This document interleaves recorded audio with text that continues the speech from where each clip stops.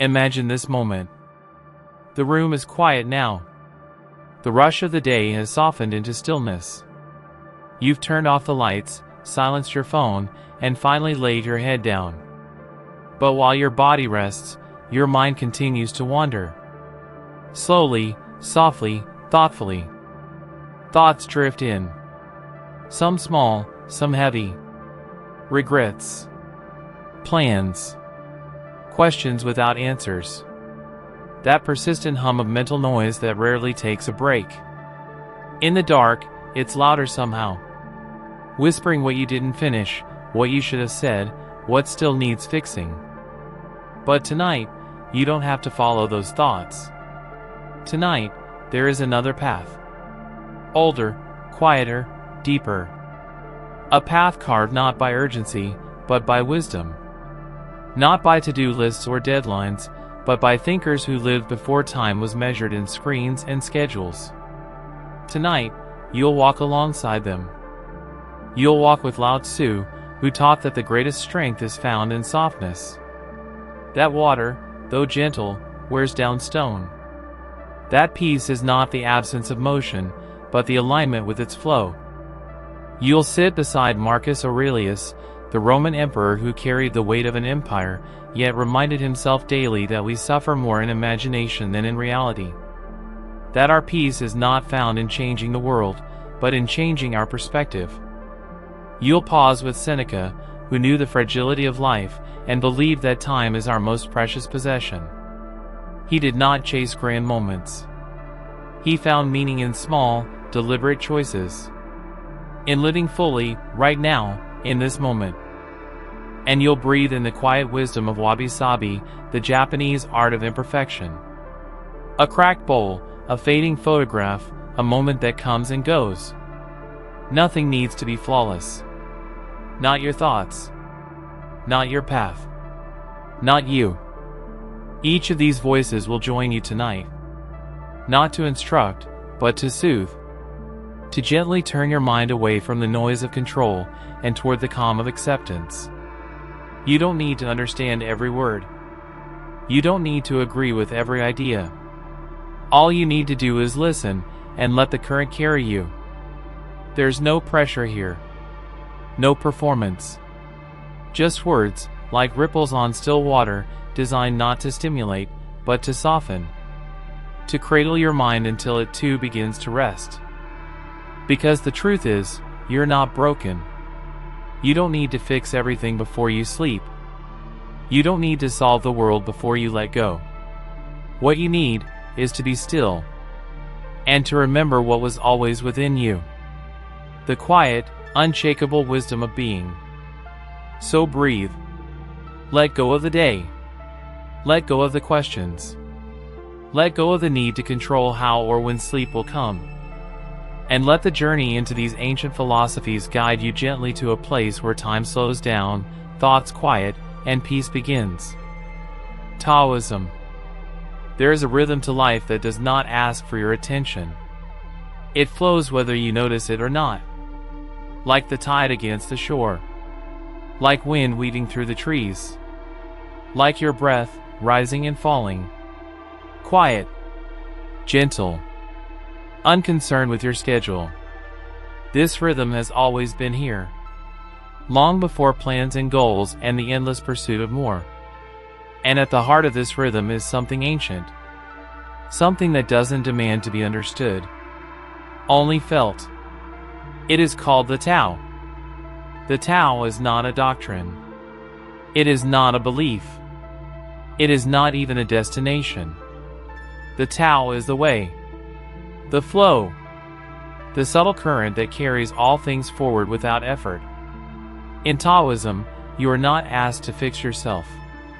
You are not asked to conquer or win or become someone you are not. You are simply invited to notice. To see what has always been moving beneath the surface. And to return to it, gently. Taoism is not about control. It is not about getting ahead. It is about letting go. It teaches that the more we try to force life, the more we move against it. That effort and ambition, when not rooted in harmony, create resistance. But when we surrender to the Tao, when we stop grasping and pushing and fighting, something strange happens. Life begins to unfold with a kind of grace. Events begin to meet you, rather than you chasing after them. There is a concept in Taoism called Wu Wei. It is often translated as non-action, but this doesn't mean doing nothing. It means effortless action. Action that arises naturally, without strain. Like a tree growing toward the sun. Like a river finding the sea. Wu Wei is about doing the right thing, at the right time, in the right way. Without overthinking it. Without force. It is the way of the Tao expressing itself through you. When you stop forcing, you begin flowing. When you stop striving, you start arriving. It is a strange reversal. A paradox. One that the mind may struggle to grasp, but the body understands. You can feel it when you stop rushing. When you sit down, breathe out, and realize that nothing needs to be different for this moment to be enough. That is the beginning of understanding Taoism. The Tao Te Ching, the core text of Taoism, does not give you clear answers. It offers images, phrases, whispers of truth that ask you to slow down and listen. It speaks in contradictions. The soft is strong. The empty is full. The still is moving. These are not riddles to be solved. They are reminders that truth is not always logical. It is intuitive. Felt, not analyzed. Lived, not memorized. Taoism teaches that water is the perfect teacher. It moves around obstacles, not through them. It yields, but never breaks. It finds the low places and nourishes everything in its path. It is clear, gentle, and persistent. Be like water, the Tao says. Do not resist. Do not harden. Flow. And you will find your strength in your softness. In our world, we are taught to push, to climb, to compete, to shape life into what we think it should be. Taoism invites you to release that grip, to see what happens when you stop clutching at outcomes, when you stop fighting against what is. You begin to realize that life doesn't need your control. It needs your trust. There is peace in surrender. Not the kind of surrender that means giving up, but the kind that means giving in. Giving into what is already happening. Giving into the present moment, as it is. Taoism shows us that much of our suffering comes not from events themselves, but from our resistance to them. We brace. We anticipate. We try to control the future and rewrite the past. And in doing so, we forget the only place we have ever truly lived, here. This moment is enough. The Tao is here, now, flowing quietly through the ordinary. In the movement of your breath. In the flicker of candlelight. In the way your body softens as you exhale. The Tao does not hide itself. It simply waits for you to notice. You do not need to chase it. You do not need to understand it fully. You only need to return to what is simple. Simplicity is a sacred principle in Taoism. It is the art of removing what is unnecessary. Not to lose something, but to gain clarity. To see the world as it is, before opinion colors it. The Tao Te Ching says, I have just 3 things to teach: simplicity, patience, compassion. These are not complex skills. They are not hard to learn. But they are easy to forget. In a world of speed and excess, simplicity becomes an act of quiet rebellion. Taoism invites us to walk gently, to move slowly, to pay attention, to eat when hungry, to sleep when tired, to live in accordance with nature rather than in opposition to it. You are not a machine, it says. You are not a task to be completed. You are a part of this living world. The seasons live in you. The rhythm of the moon, the pull of the tides. These are not outside forces. They are reflected within. The more we align with nature, the more peaceful we become. In nature, nothing is rushed. Nothing is forced. Trees do not grow faster because they want to. Rivers do not hurry to reach the sea. Everything moves in its own time. Taoism reminds us that we, too, are part of that time. And when we stop racing against it, we begin to feel at home. There is wisdom in stillness. The Tao does not shout. It does not demand. It whispers. It reveals itself in the silence between thoughts, in the pause between breaths. It does not arrive through effort, but through softening. The more you let go, the closer you come. The less you seek, the more you see. Many of the problems we face are not problems in themselves. They are friction. The friction between what is and what we expect. Taoism dissolves that friction. It says, accept. Allow. Let things be. And in that space of allowance, life begins to feel lighter. Not because the world changes, but because you are no longer carrying the weight of resistance. The Tao is not a rulebook. It is not a moral code. It is an invitation to remember what it feels like to be natural, to live without tension, to move without fear, to rest in the truth that you do not need to control everything to be okay, that the world does not need your struggle to keep turning, and that you are already a part of something much larger than yourself. In Taoism, strength is not defined by how much you can carry. It is defined by how easily you can let go. We often mistake tension for power. We believe that holding tight, staying rigid, pushing forward, that this is what it means to be strong. But the Tao shows us a different kind of strength. The strength of water. The strength of yielding. The strength of being so in harmony with your surroundings that you no longer need to resist them. This kind of strength is quiet. It does not announce itself. It does not need to dominate. It simply is. And because it does not oppose, it cannot be broken. Just as wind cannot shatter a cloud. Just as the ocean does not fear the shape of the shore. The Tao flows, no matter what stands in its way, because it does not try to win. It only continues. You are not separate from this. You are not apart from the Tao, observing it from a distance. You are made of it. It flows through your breath, your blood, your thoughts. It is not something you must earn. It is something you already are. You are not here to conquer nature. You are here to remember that you are part of it. When you stop fighting against life, life starts to feel easier. It does not mean everything will go your way. It means you no longer measure peace by control. You begin to see each moment not as a problem to solve, but as a wave to ride. You begin to notice how much energy you once spent resisting what already was, and how much space there is when you stop. In Taoism, the wise person is not the one who knows the most, but the one who interferes the least. There is a humility in this way of being. A soft, enduring wisdom. It does not try to prove itself. It simply aligns with what is.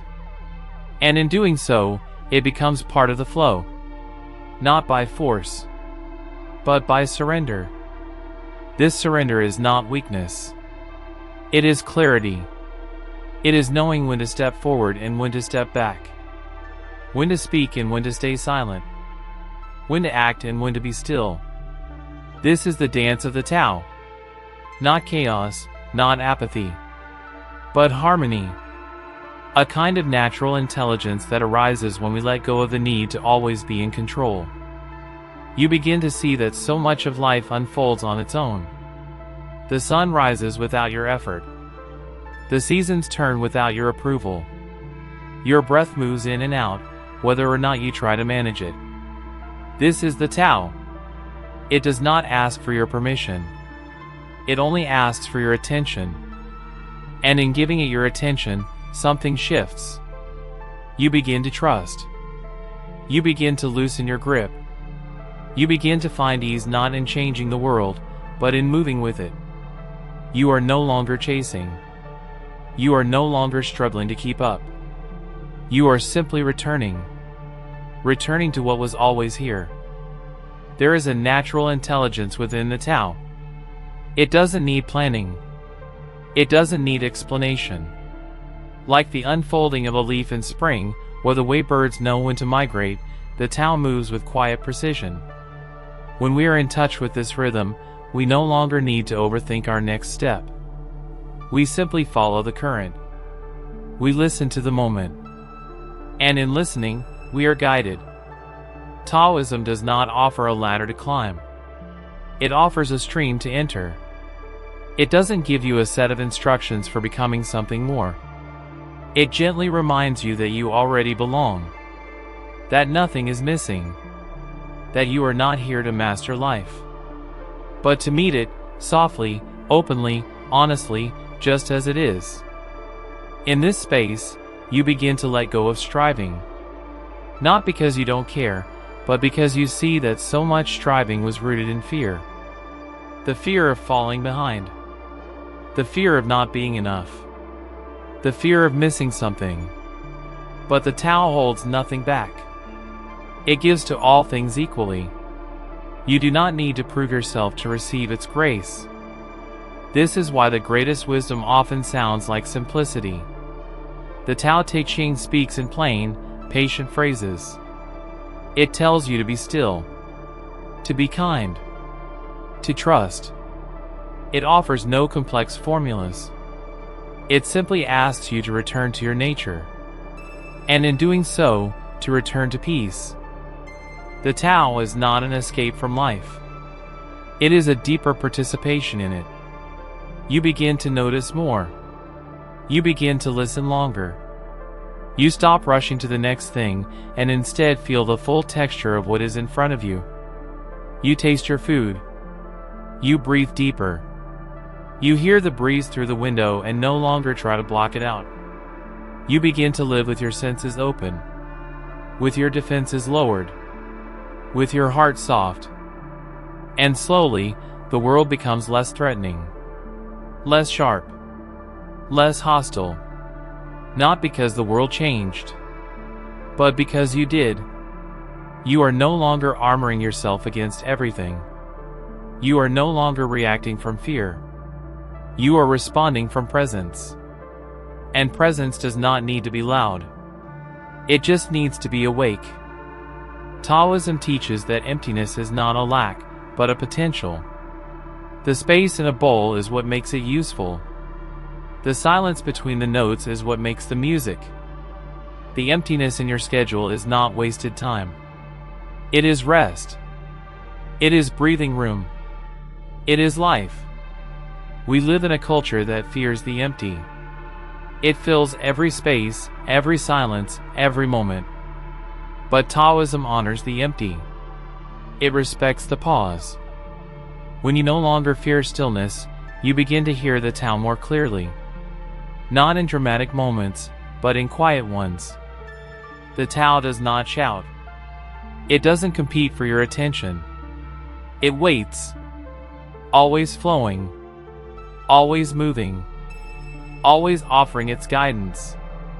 If you are willing to slow down and listen. Taoism reminds us that the natural world is not separate from us. It is a mirror of us. When we watch a tree bend in the wind, we are watching flexibility.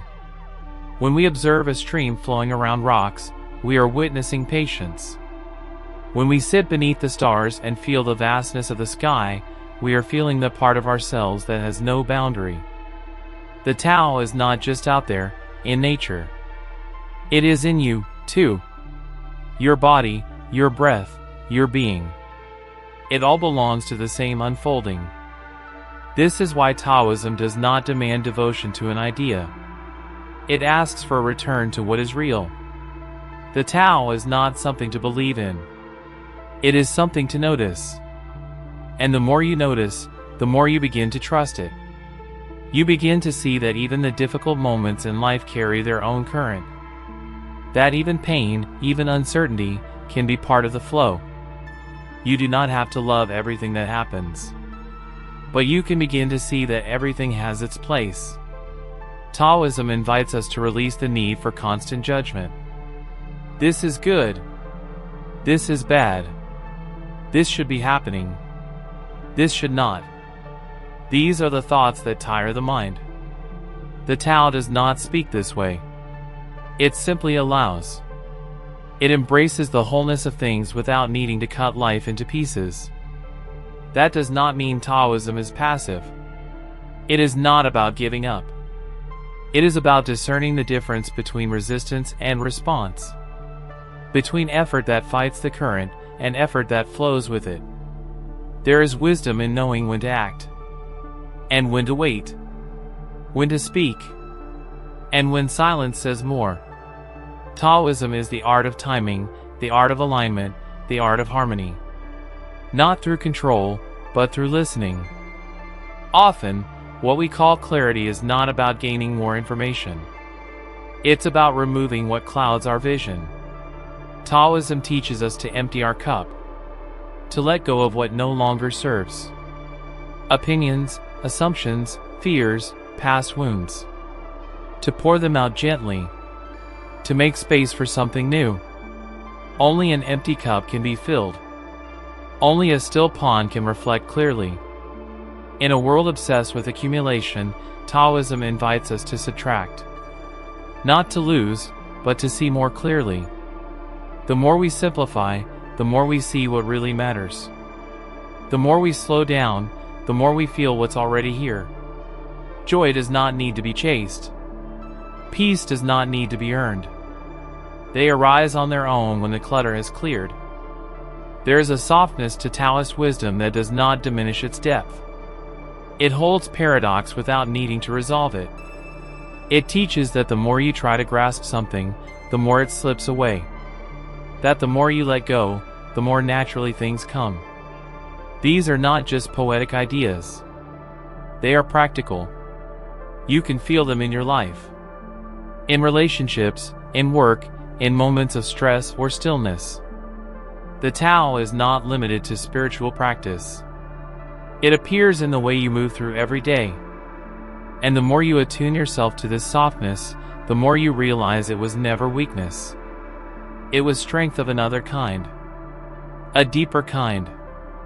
The strength to remain open. The strength to yield. The strength to trust the flow, even when it carries you through uncertainty. So much of Taoism is about remembering.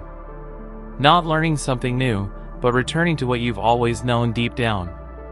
That life is not a problem to solve. That you don't need to prove your worth by being busy. That rest is not laziness. It is wisdom. That silence is not emptiness. It is presence. In the space where nothing is forced, everything becomes possible. This remembering happens slowly, gently. Not in great moments of revelation, but in small ones. Washing your hands with warm water. Watching the sky change color as the sun disappears. Hearing your breath without trying to change it. These are not distractions. They are the Tao speaking through simplicity. They are the ordinary miracles of a life lived in awareness.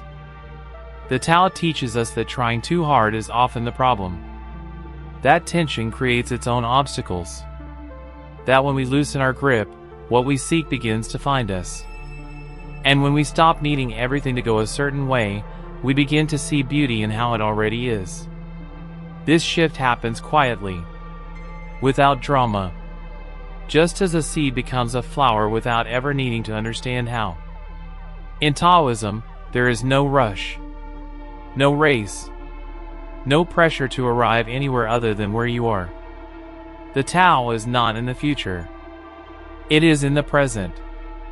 It is in the way a shadow dances on the wall.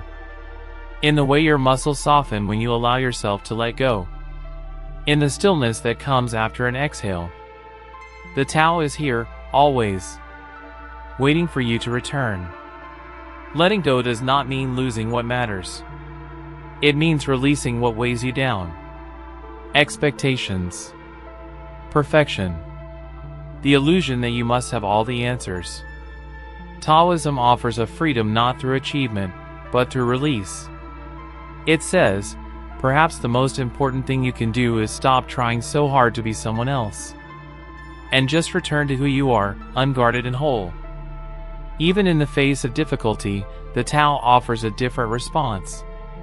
Not to fight the pain, but to acknowledge it, to soften around it, to allow it to pass through without gripping it. Emotions, like water, move more freely when they are not dammed. Sorrow can be a teacher. Stillness can be a healer. There is room for everything when nothing is pushed away. And when you live in this way, you begin to notice something. Life becomes lighter. Not because it is easier, but because you are no longer carrying so much tension. You are not adding resistance to every moment. You are meeting life where it is, not where you think it should be. That shift changes everything. Not just how you feel, but how you move, how you speak, how you see. There is no end to this practice. No final step. No arrival. Because the Tao is not a path you finish. It is a way of walking. A way of being. Every moment is an invitation to return. To soften. To listen. To flow. Not because you must, but because deep down, you know that peace is found not in holding on, but in letting go. To live in accordance with the Tao is not to withdraw from life, but to merge more fully with it. Not as a separate observer, but as a participant. One who moves with grace, not because they force it, but because they have become attuned to what is. There is no need to control the outcome. No need to manipulate the unfolding. When you are in alignment with the Tao, life begins to move through you like wind through an open window. Effortless. Natural. Unstrained. This alignment is not something to chase. It is something to notice. The Tao is always present, like a soft current beneath the surface. Sometimes we are pulled from it, tangled in worries, in noise, in the mind's endless churning. But the Tao does not go anywhere. It is as close as your next breath, as near as the ground beneath your feet. It never demands. It simply waits. When you return, it welcomes you. Taoism teaches us that everything is part of a whole. The light and the dark. The joy and the sorrow. The gain and the loss. These are not opposites to be separated, but complements that define one another. Yin and yang. One gives meaning to the other.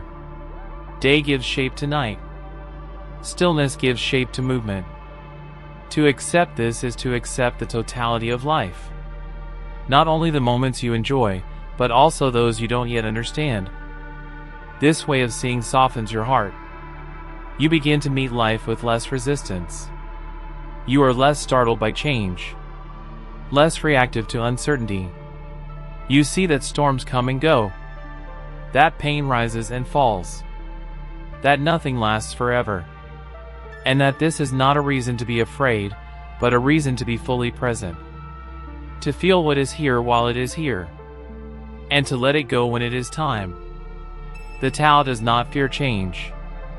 It is change, constant, gentle, unstoppable, and it invites us to change with it. Not in haste, but in harmony. There is no need to rush your transformation. No need to become something overnight. Like a tree that grows in silence, your unfolding takes time.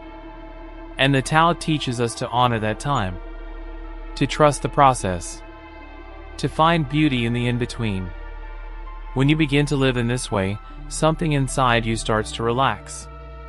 You are no longer chasing what is outside of you. You are no longer resisting what is inside of you. You are simply being. And in that being, there is peace. Not because everything is perfect, but because you no longer need it to be. Taoism doesn't ask for blind faith. It doesn't ask you to believe anything at all. It only invites you to look. To really look.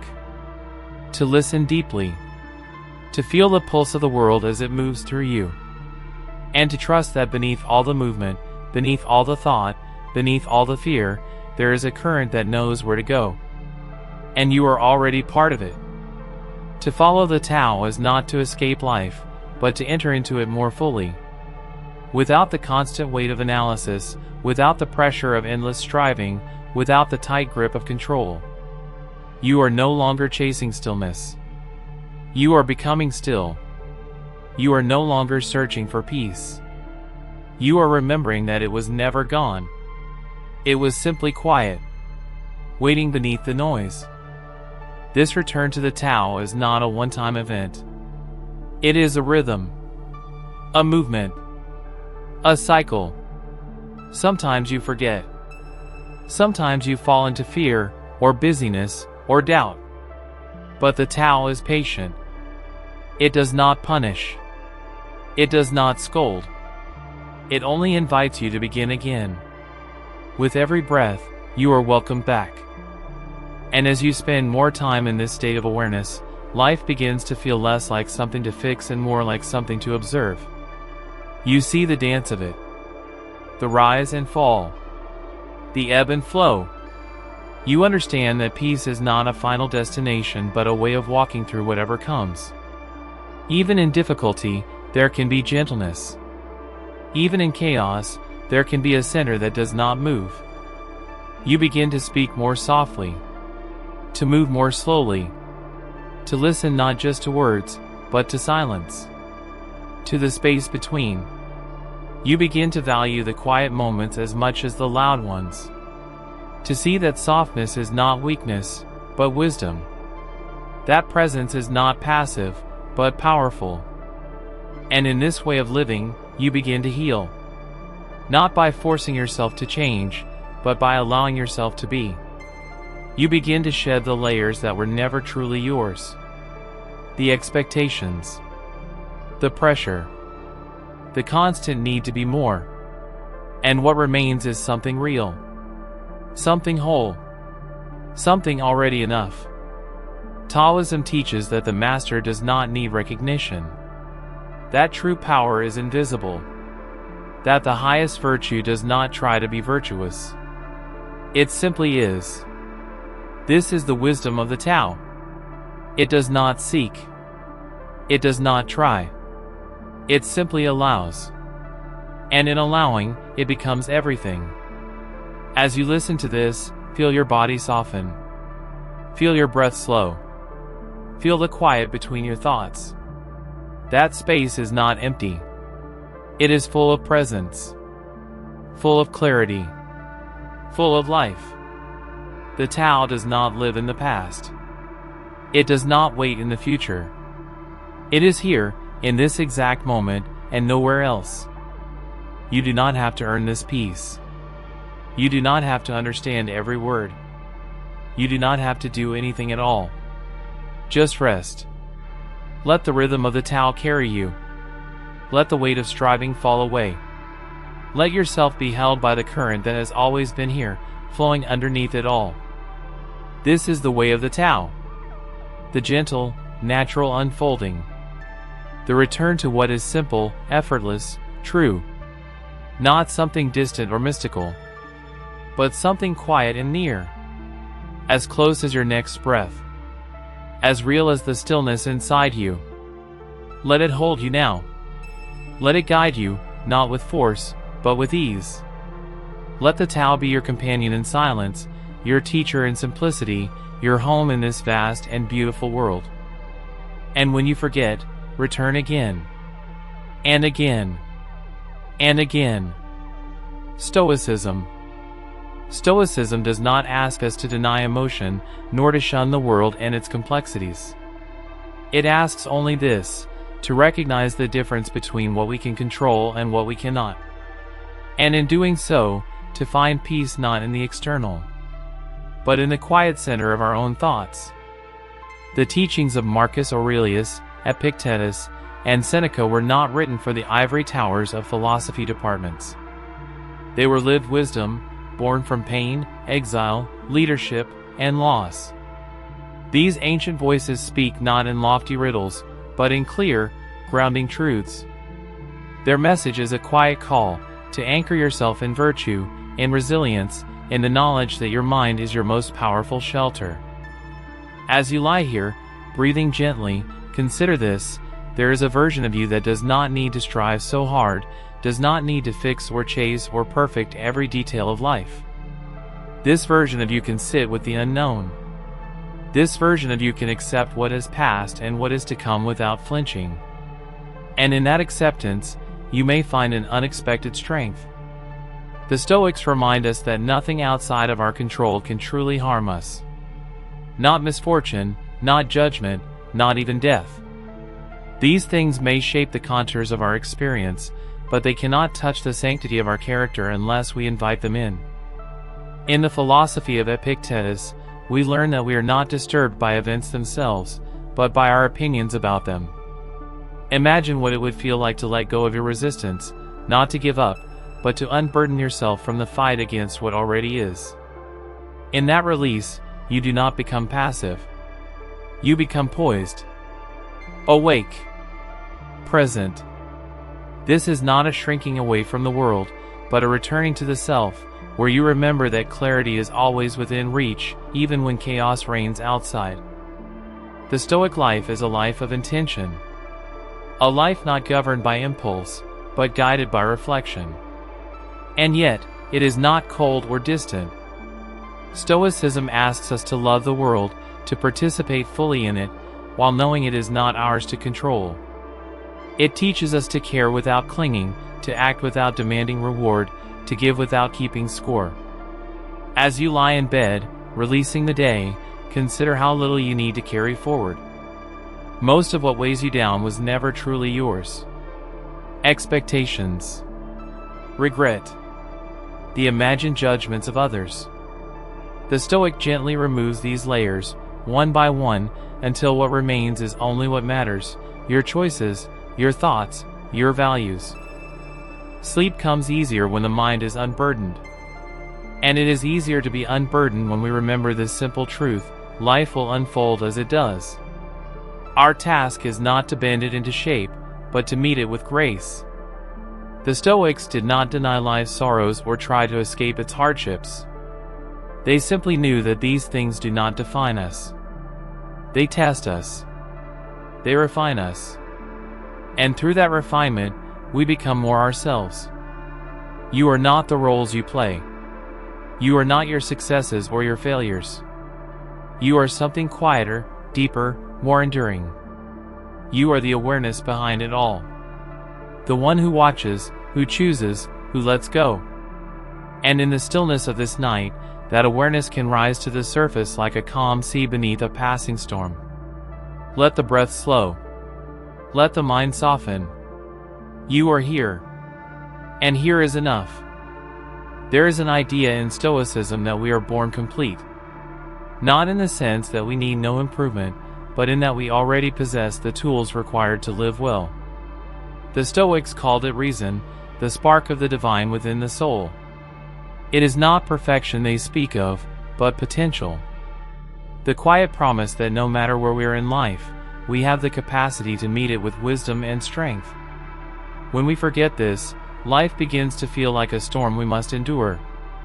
But when we remember, we become like the lighthouse, unshaken by the waves, steady in our purpose, illuminating the path with nothing more than our presence. Epictetus was born into slavery. His body bore the signs of cruelty and hardship, but his mind remained sovereign. He taught that no one can harm the soul unless we allow it. And while the world may strike at us with misfortune, betrayal, or loss, it cannot touch the sanctity of our inner life unless we surrender it.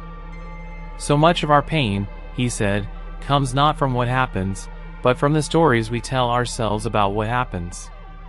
We can rewrite those stories. Not to deny our experience, but to frame it through the lens of courage and clarity. Even in pain, there can be dignity. Even in chaos, there can be order. And even when everything else has fallen away, the Stoic still has one unshakable truth: I may not control the outcome, but I always control my response. Think of that tonight, as you reflect quietly in the dark. Every time the mind returns to something that feels outside your control, ask yourself gently, what part of this belongs to me? And if the answer is nothing, let it go. Not with force. Not with bitterness. But like a leaf that releases from a branch when the wind shifts. Marcus Aurelius, Emperor of Rome, wielded unimaginable power. And yet he used that power not to dominate others, but to rule himself. In his journal, which we now know as Meditations, he reminded himself daily to return to reason, to remain humble, to act with justice, and to remember that all things pass. He did not write to impress others. He wrote to remind himself that even an emperor is a man, and that virtue is the only true crown. In his quiet hours, he faced the same thoughts we all do: doubt, frustration, the question of meaning. And like us, he turned to the stillness within to find his way through. The Stoic does not pretend that life is always easy, but neither does he pretend it must be miserable. The truth lies in acceptance. Not resignation, but clarity. A willingness to see things as they are and to act according to what is right, not what is easy. When we align our actions with our values, peace follows like a shadow. Even when results don't come. Even when others misunderstand. The Stoics' reward is not praise, but the quiet knowledge that they lived with integrity. As you lie here now, feel the body begin to relax into that knowing. The mind need not race ahead or rewind back. There is nothing to fix right now. There is nothing to prove. You are not being tested. You are being invited to meet this moment with calm, to see yourself not as lacking, but as whole. Whole even with your worries. Whole even with your flaws. In Stoicism, there is no demand to become someone else. There is only the gentle encouragement to return to who you've always been underneath the noise. Seneca, another voice in the Stoic tradition, spoke often of time. He said that life is not short, but that we waste much of it. We give our hours away to distraction, to complaint, to fear. And yet, when we are present, truly present, we find that even a single moment can stretch wide enough to hold eternity. So tonight, give yourself the gift of presence. This breath, this silence, this warmth. Let it be enough. Let it remind you that you are not running out of time. You are always arriving. Right here. Right now. And when you wake tomorrow, you may carry this stillness with you. Not as armor, but as a compass. Let it guide you. Let it remind you that even in the noise of the day, you can choose peace. You can choose perspective. You can choose the path of the Stoic. Not in grand gestures, but in the quiet discipline of how you think, how you act, and how you let go. What if, instead of seeing emotions as problems to be fixed, we could see them as signals? Gentle nudges, asking for attention, but not control? The Stoics did not deny emotion. They acknowledged its presence, observed its patterns, and asked a simple question: is this emotion guiding me toward virtue, or away from it? Not all emotions are equal. Some, like compassion or courage, align with reason. Others, like rage or envy, pull us from our center. The Stoic doesn't banish emotion. He listens. And then he chooses. Not with haste. Not with fear. But with intention. This power of choice lives in every moment. In the pause between impulse and action, there is freedom. It is small, often barely perceptible, but it is enough. Enough to turn a harsh word into silence. Enough to turn a clenched fist into an open hand. Enough to meet discomfort with grace instead of resistance. We are not puppets to our passions. We are not required to react just because something stirs within us. We are allowed to pause, to breathe, to ask, what would the wise part of me do here? This is not about suppression. It is about clarity. Anger, fear, sorrow. These emotions are not our enemies. But when they rule us, they steer us away from what matters. A Stoic knows that peace is not the absence of emotion, but the quiet mastery of it. Not control in the way we try to dominate, but control as presence. Awareness. Space to respond with strength rather than haste. As you lie here, still and soft, consider the moments today where you felt pulled by emotion. Not to judge, but to understand. What drove the feeling? What was its story? And is that story still true? Sometimes we carry feelings like old letters, tucked away in the pockets of our memory, rarely opened, but always there, shaping our days. The Stoic practice is not to burn these letters, but to read them, understand them, and release what no longer serves. In every breath, there is a return to self. You are not your reactions. You are not your thoughts. You are the space behind them. The observer. The one who gets to choose. This is the gift of Stoicism. Not detachment in the sense of coldness, but detachment in the sense of liberation. You are allowed to care without collapsing, to feel without being consumed, to act without clinging to outcome. Seneca wrote that nothing is as honorable as a grateful heart. And in that, he teaches us something essential. That to live well is to live with appreciation, even when life is hard. Gratitude is not reserved for the easy days. It is a discipline of noticing what remains when so much has been stripped away. The warmth of a blanket, the sound of breath, the stillness of night. These things, too, are enough. Sometimes, it is the simplest thoughts that bring the most comfort. You do not have to do everything. You do not have to be everything. You only need to meet this moment with calm, and the next, and the one after that. Not with perfection, but with presence. That is the Stoic path. Not a road of constant effort, but one of steady return. Over and over. To what is good. To what is clear. To what is in your control. And if you fall away from it, that's okay. The Stoic does not shame himself for straying. He simply comes back. With humility.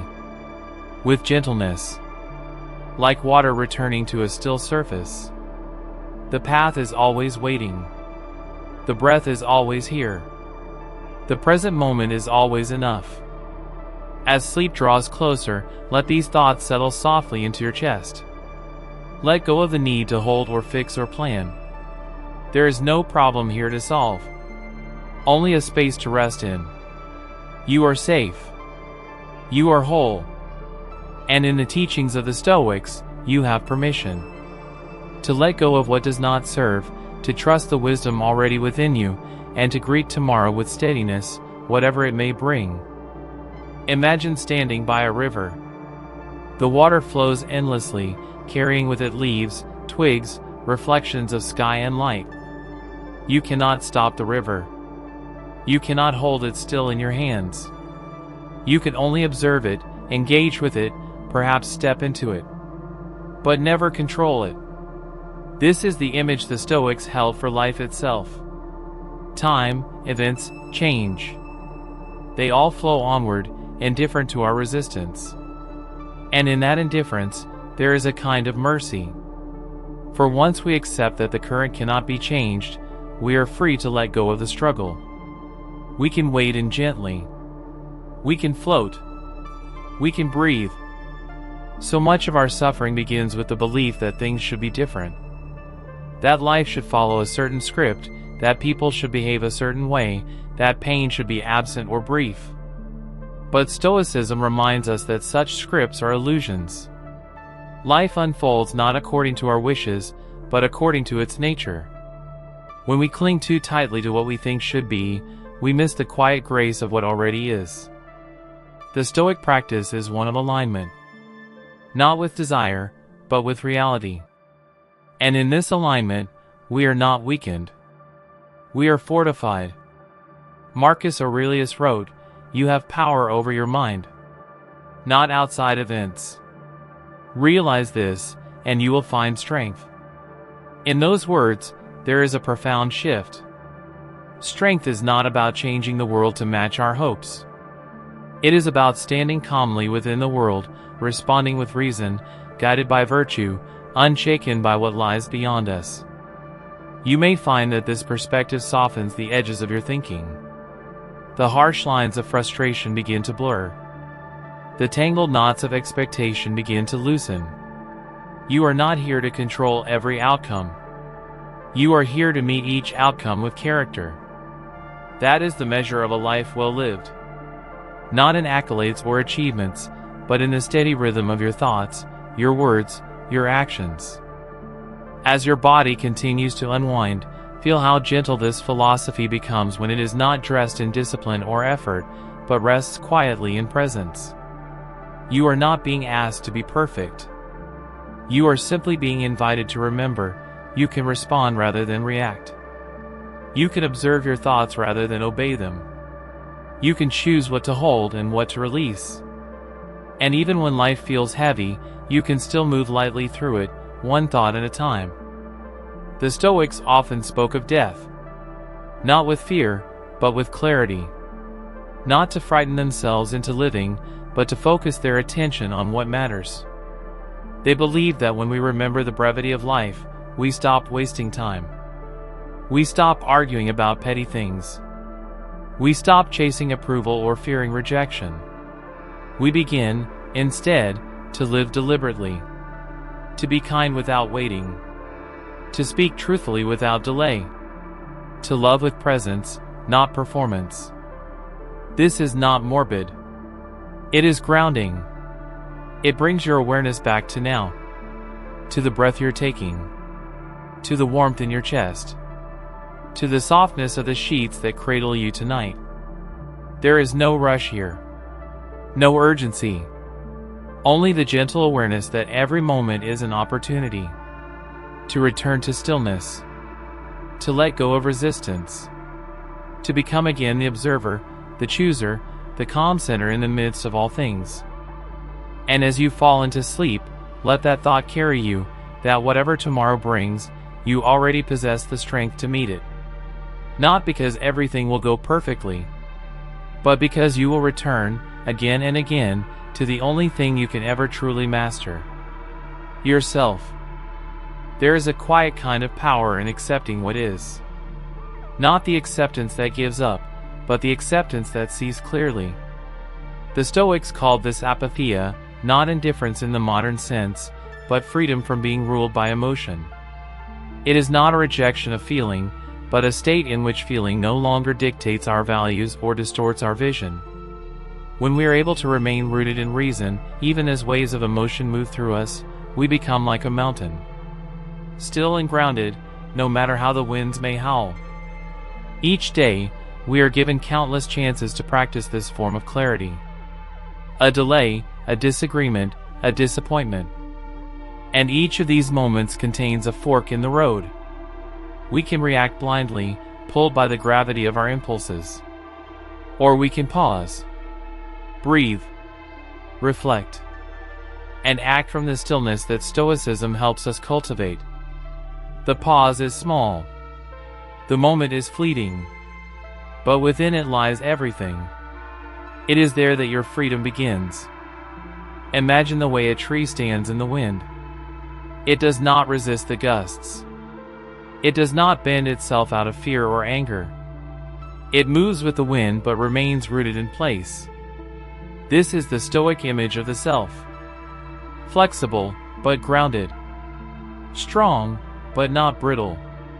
In control, not because it fights everything, but because it flows with the rhythm of life.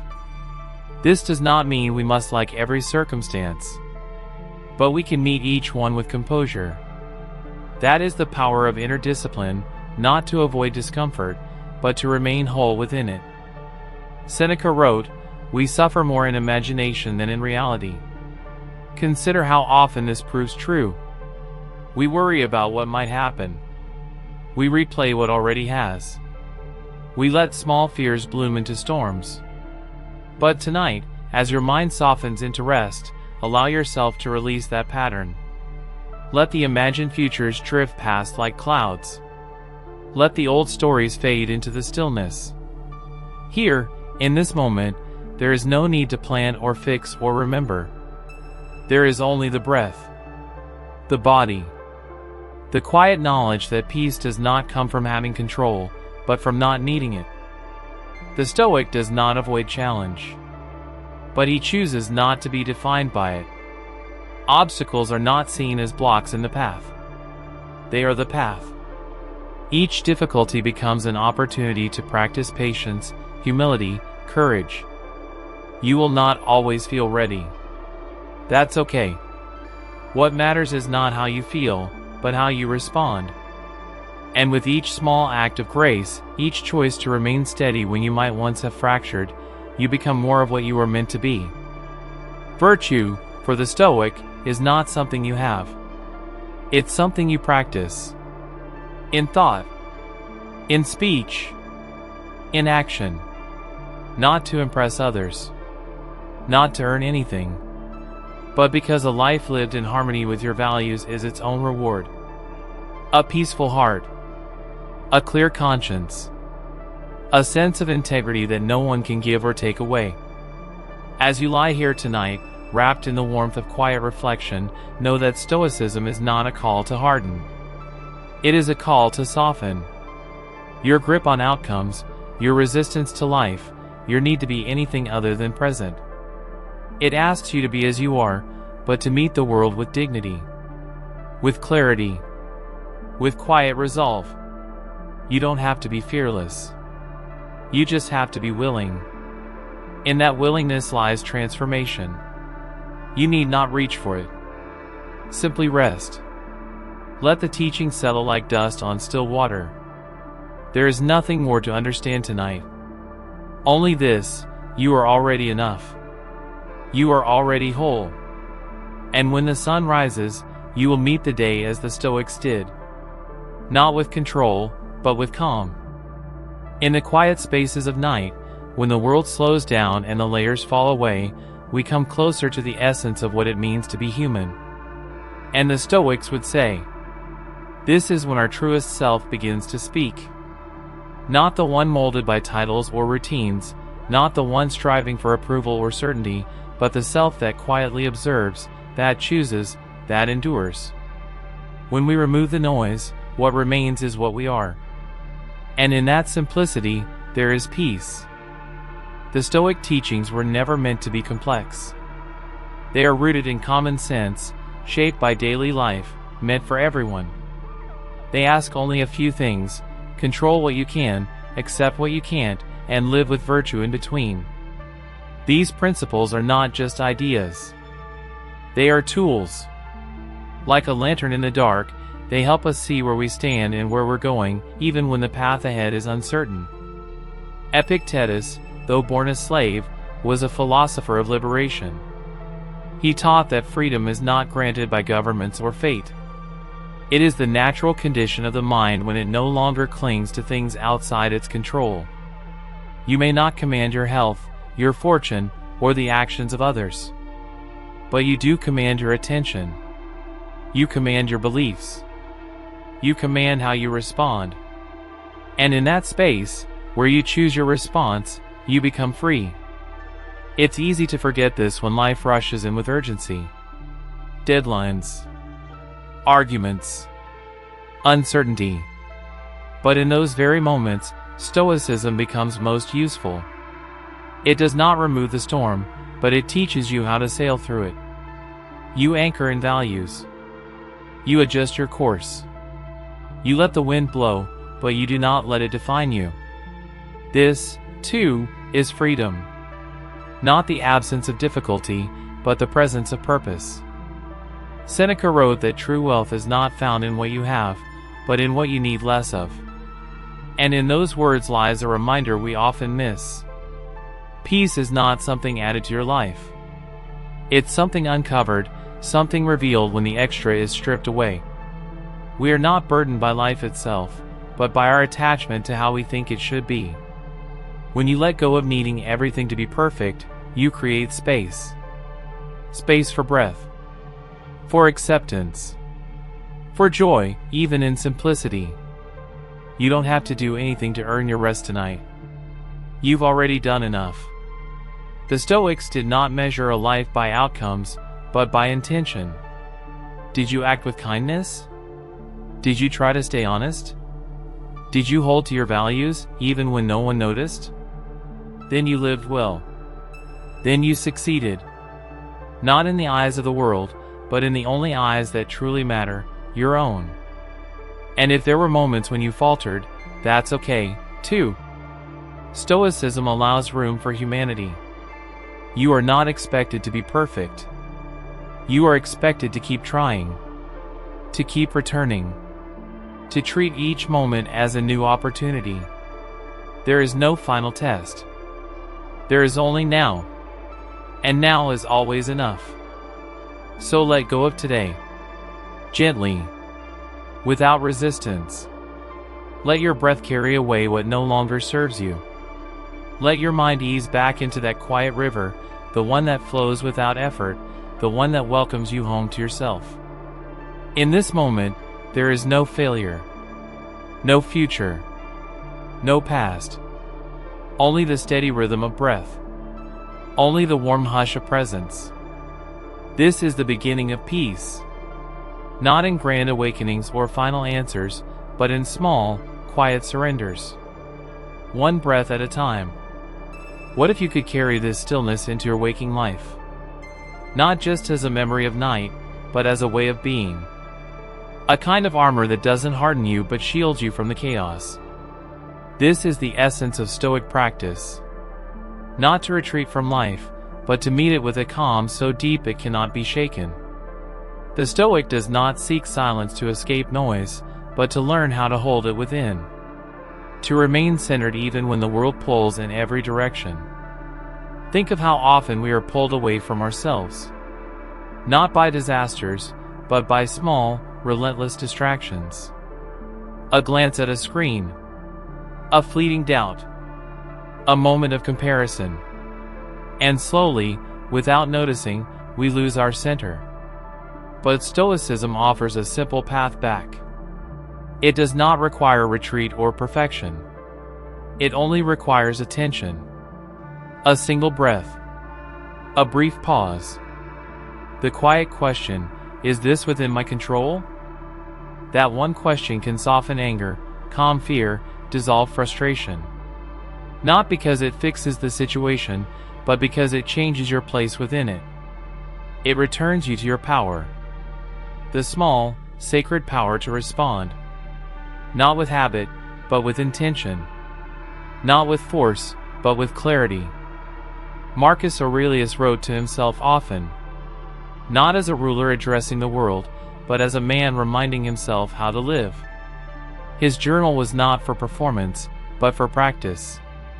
He reminded himself to be patient, to be just, to be honest, to remember how short life is. In his solitude, he trained the mind, not to dominate others, but to be at peace with itself. This is the work of philosophy. Not debate. Not argument. But cultivation. We are all gardeners of our inner world. Each thought is a seed. Each response is a root. What we nourish, grows. What we neglect, withers. The Stoic chooses carefully. Not to suppress feeling, but to guide it. Not to silence thought, but to direct it toward what is good. A kind word. A deliberate breath. A moment of gratitude. These are the quiet acts that build a life of resilience. And when life breaks open, and it will, Stoicism teaches you to meet it with open hands. Not clenched in resistance, but steady in acceptance. Pain will come. Loss will come. But you do not need to collapse. You can bend without breaking. You can mourn without losing yourself. The Stoic heart does not close. It deepens. It feels everything, but it is not ruled by feeling. Even now, in this moment, you can sense that depth within you. A calm undercurrent beneath the thoughts. A part of you that watches, without judgment. That knows, without needing to explain. That remains still, even when the mind spins. This is not something you must build. It is something you uncover, like a stone in the sand. It has always been there. And it is always enough. Let that calm rise slowly now, like mist over a lake. Let it cover the edges of worry. Let it soften the shape of regret. You are not here to perfect the past. You are here to rest in the truth of this moment. To know that even when things are unclear, you can remain clear. To know that even when the world is loud, your mind can be quiet. And in that quiet, there is strength. When we think of strength, we often imagine force. The power to push, to fight, to endure. But the Stoics offer us another kind of strength. One that doesn't announce itself, doesn't conquer or demand. A strength so still, it is almost invisible. It is the strength to remain kind when the world is cruel. To remain patient when everything urges you to rush.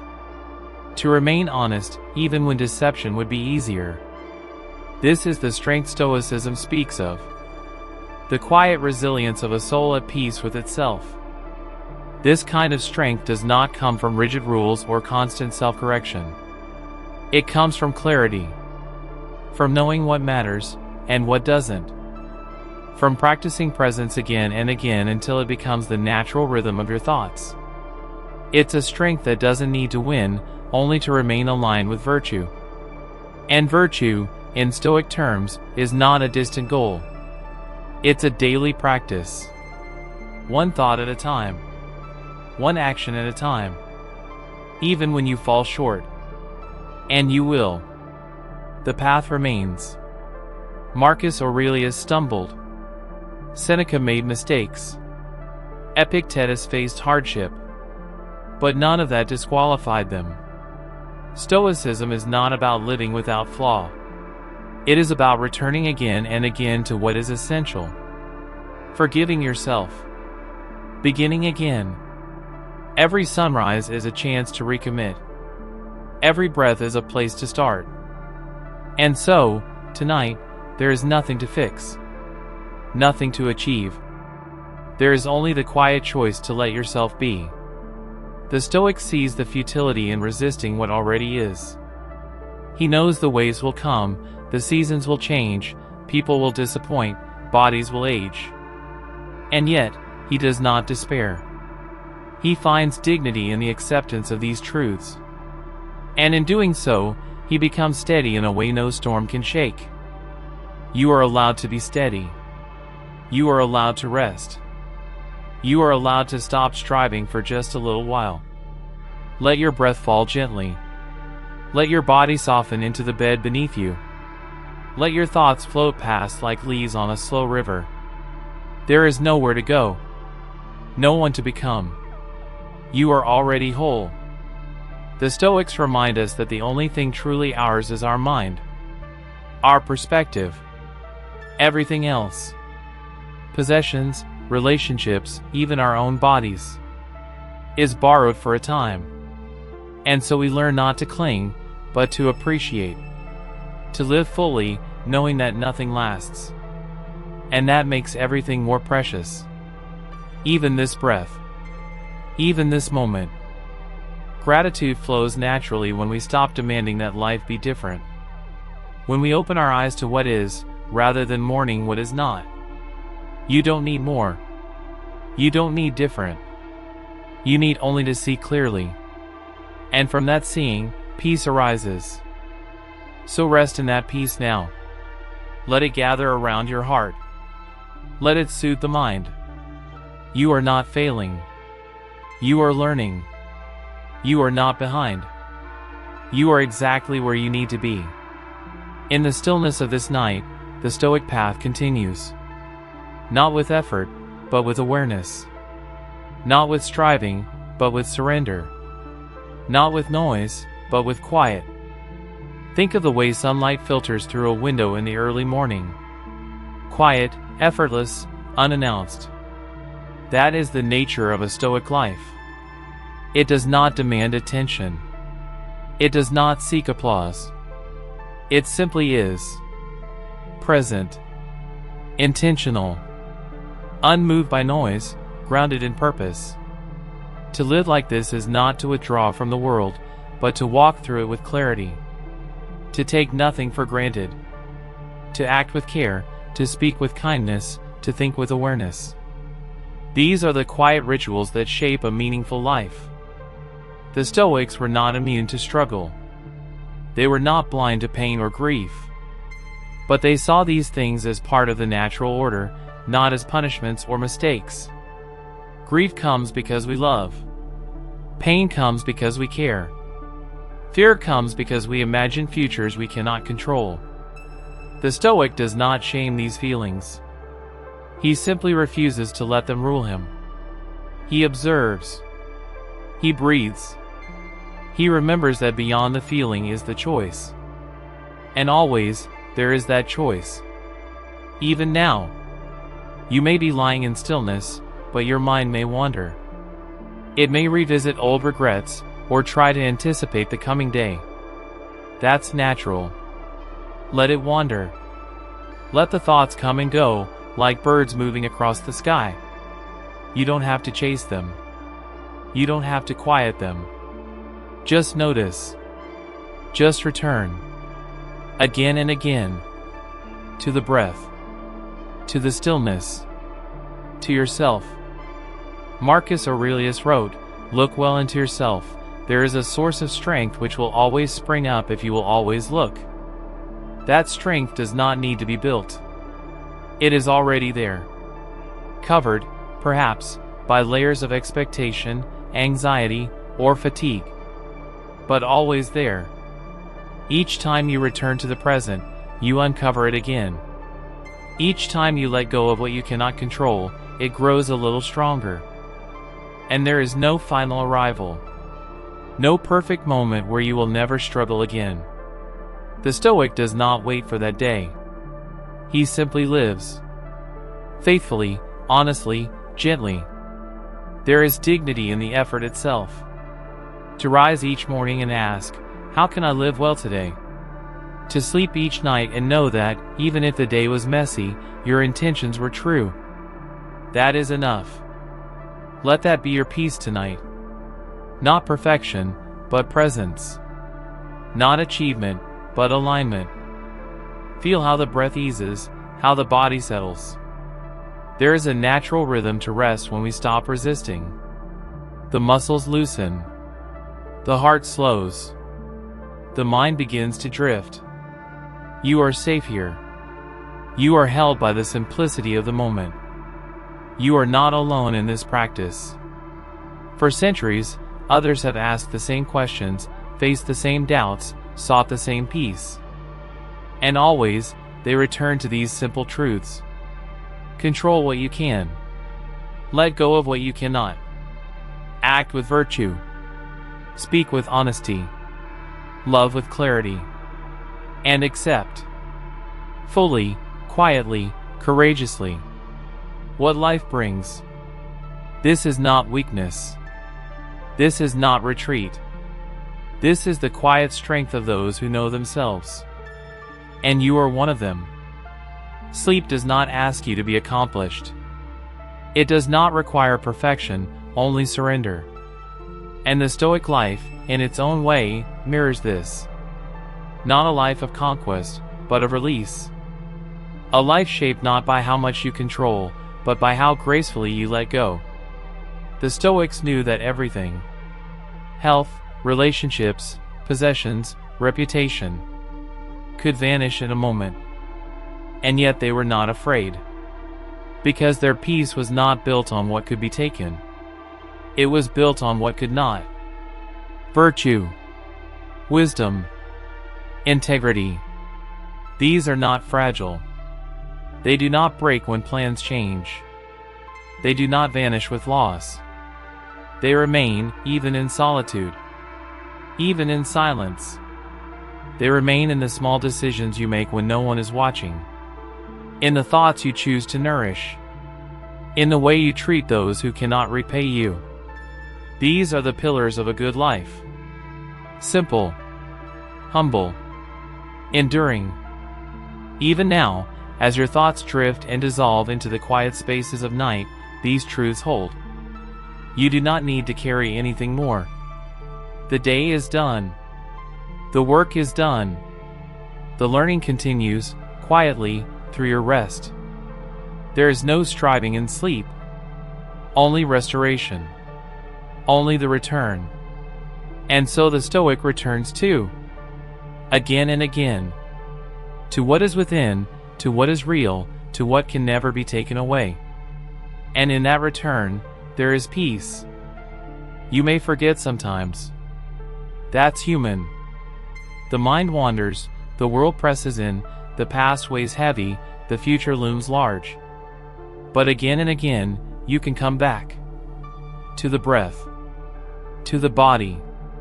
To the truth that you are not the chaos. You are the stillness beneath it. This is the final lesson, and perhaps the most tender. You are allowed to rest. Not because you've done enough, but because you are enough. You are not your fears. You are not your failures. You are the one who notices. The one who endures. The one who begins again. As sleep gently enfolds you, carry nothing forward but this: you are whole. You are capable. And you are free. The path of the Stoic does not end. It simply continues. In thought. In action. In rest. You walk it not with force, but with awareness. Not with the weight of the world on your shoulders, but with lightness in your step, and quiet in your heart. And tonight, in the deepest part of rest, let that quiet deepen. Let it hold you.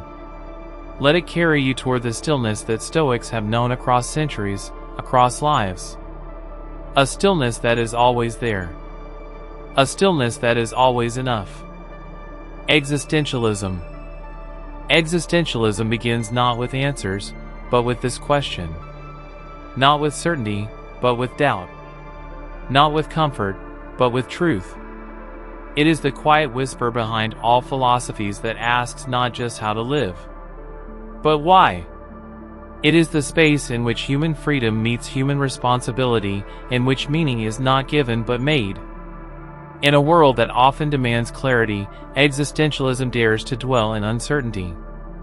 It does not offer escape from life's burdens. It offers a deeper way to carry them. To exist is to be aware of your own existence. Not just to function, but to notice. And with that noticing comes the weight of freedom. The awareness that you are the author of your own choices, that you are not simply a product of fate, or habit, or biology, but a being capable of defining yourself through your actions. For some, that freedom is exhilarating. For others, it is terrifying. But for the existentialist, it is the beginning of everything.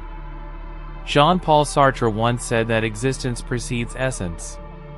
That we are not born with a fixed nature. We are born free, and then we become. Through the things we do. Through the decisions we make. Through the meaning we create in a world that offers none by default. There is no grand blueprint waiting in the sky. No script written before we arrive. We enter the stage, and we improvise. This freedom can feel like a burden.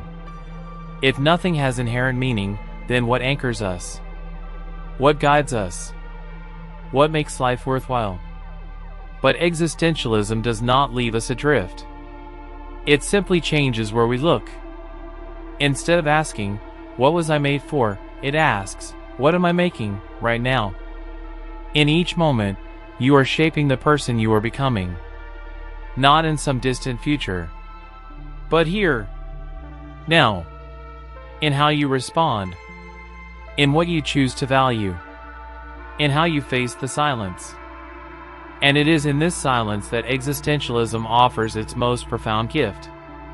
the invitation to be fully awake. Not just to feel, but to feel deeply. Not just to live, but to live honestly. Even when it hurts. Even when it's messy. Even when the meaning you create is fragile and fleeting. The point is not to escape uncertainty. It is to live through it with courage. You are not a thing. You are not a label. You are not an answer. You are a question unfolding. You are a being in motion. And even in your stillest moments, you are choosing what to value, what to seek, what to let go. Existentialism does not tell you what to choose. It reminds you that you are choosing, always. And so, tonight, as the noise fades and the mind softens, you can allow yourself to feel that quiet responsibility. Not as pressure, but as presence. You are here. You are conscious. You are free. And that, in itself, is extraordinary. In the dim quiet of night, with nothing left to chase, we return to ourselves. To the one who lingers behind all doing, behind all roles, behind even thought. We return to the simple awareness of being. And in that awareness, the questions arise. Not loudly, not all at once, but gently, like the sound of distant waves. What am I doing with this life? Why do I feel what I feel? Who am I, when no one is watching? These are not questions with tidy answers. They are the kind of questions that unfold across a lifetime. And that is what existentialism teaches us. That to live authentically is not to possess certainty, but to remain open. To live with these questions. To wrestle with them not to win, but to understand. The goal is not to find a fixed truth, but to become more fully alive within the mystery. Existential thinkers did not avoid despair. They faced it directly. Soren Kierkegaard, often called the father of existentialism, spoke of the sickness unto death. A despair that arises when we are not fully ourselves, when we avoid our own freedom, when we pretend we are something less than we are. Despair, in his view, is not the end. It is a signal. A wake-up call. A quiet urge from deep within saying, you are more than this. You are called to live truthfully. You are called to become real. And yet, despair is not a failure. It is a part of the journey. A necessary darkness we move through on our way to light.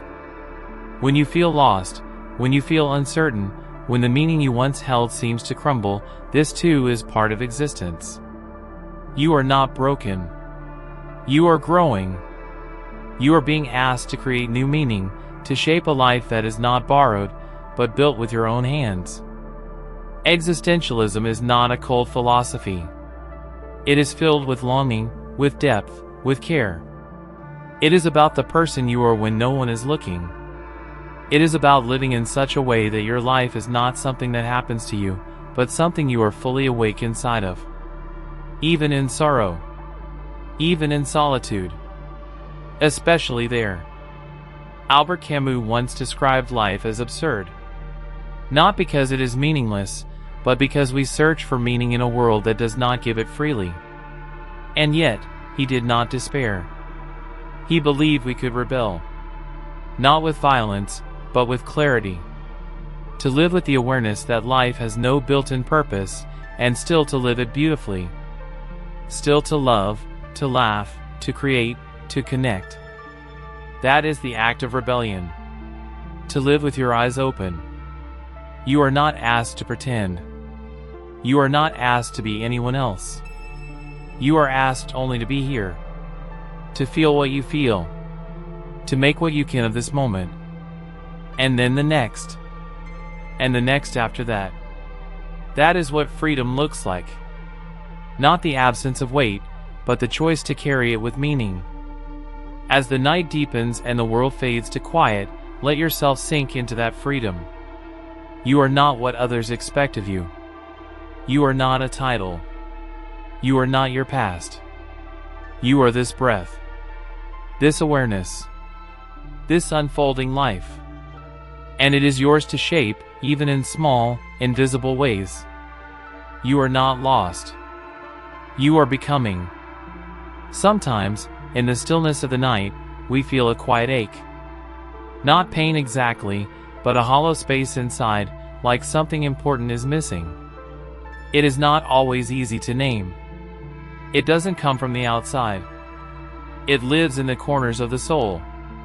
This feeling is familiar to existentialism. Not something to be feared, but something to be listened to. Because in that ache lies the invitation to deeper life. To notice. To question. To choose. Existentialism does not seek to erase discomfort. It teaches us to sit with it, to understand what it reveals. That ache, that emptiness. It speaks of freedom.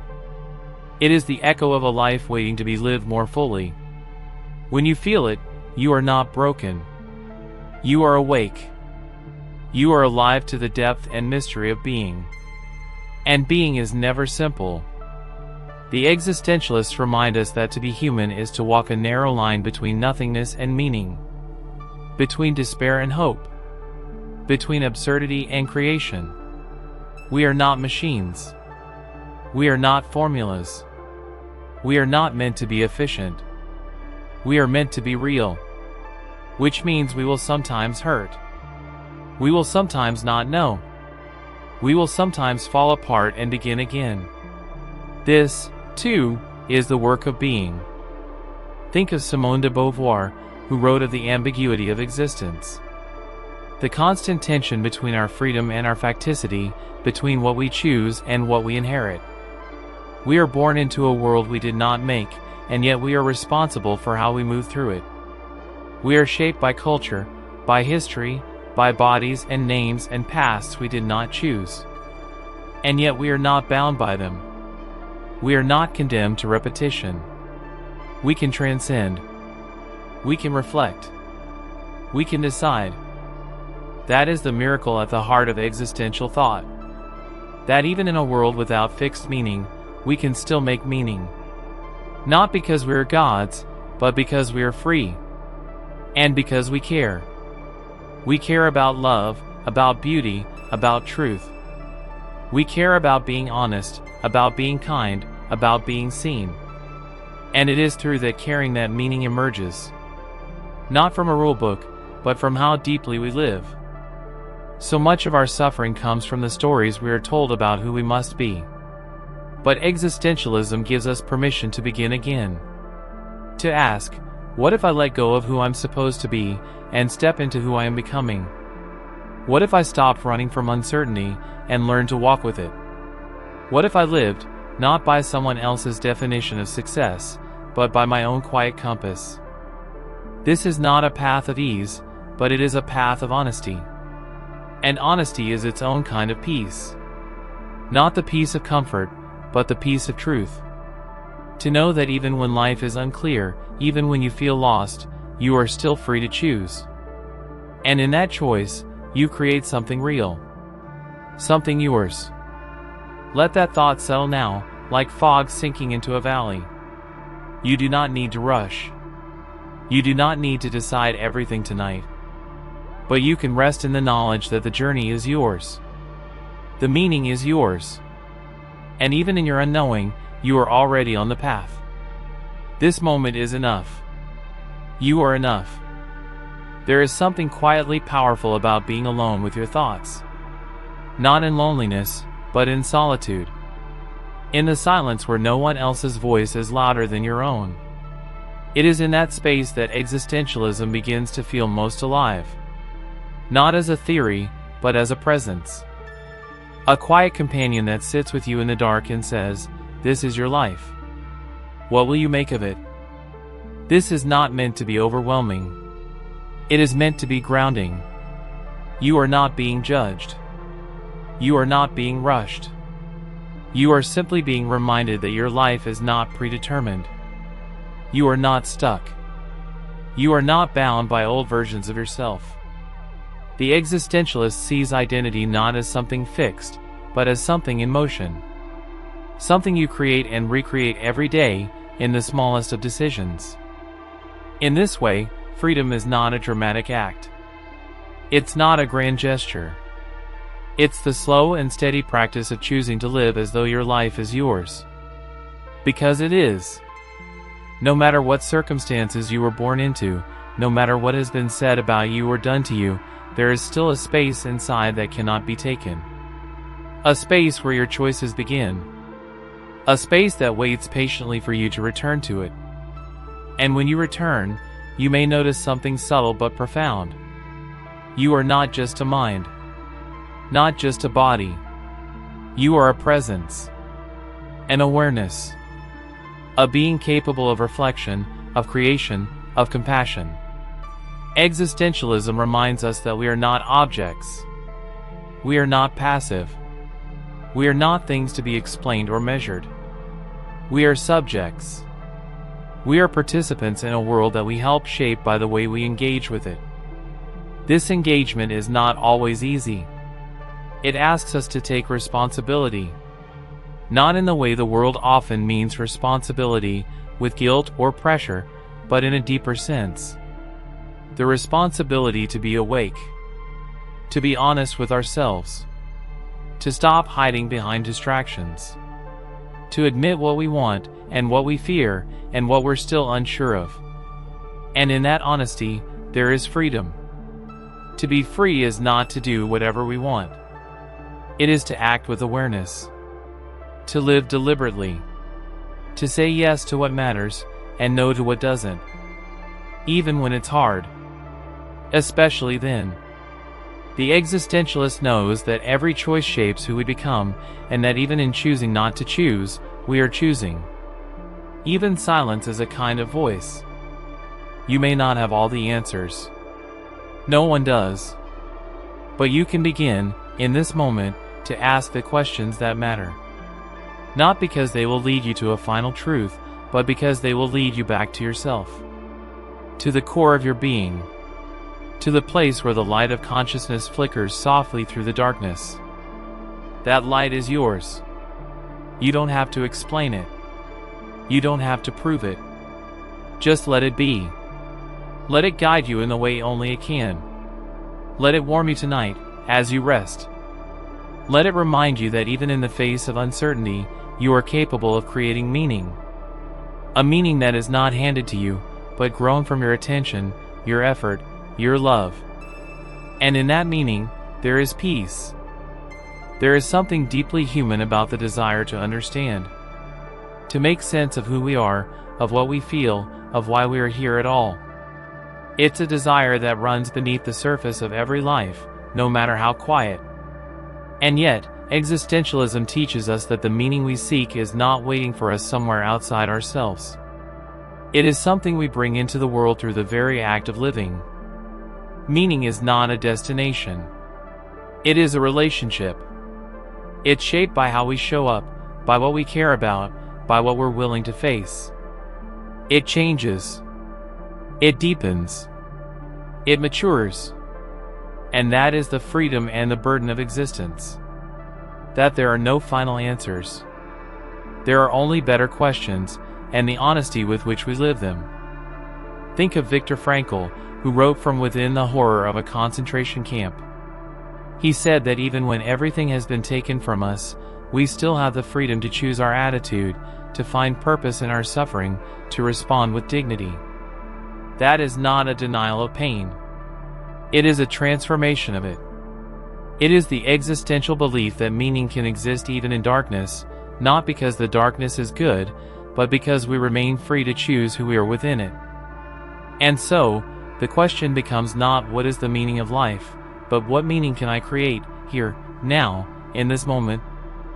The existentialist does not pretend that life is simple. They do not seek comfort in illusions. They ask us to open our eyes fully, to see the beauty and the terror, the joy and the grief, the complexity of being. And to love it anyway. To love not just when things are easy, but when they are hard. To love the act of becoming. To love the possibility that no matter what has happened, we are always able to grow. Always able to choose again. Always able to begin. This is not a philosophy for the faint of heart. It does not offer easy comfort. It asks you to walk through the fire of your own questions. But what it offers in return is a kind of strength that no one can give you, and no one can take away. A strength built not on belief, but on awareness. A strength that comes from knowing you have looked into the void and not turned away. You are not alone in this. Every person you pass on the street carries this same weight, this same freedom, this same quiet question. We are all travelers on the same uncertain road, creating the path as we walk it. And when we meet with honesty, with compassion, with openness, something meaningful passes between us. A recognition, a shared truth, a reminder that even in a world without guarantees, love still matters. So tonight, let that love include yourself. Let your own existence be enough. You don't need to be certain. You don't need to be perfect. You don't need to solve the mystery.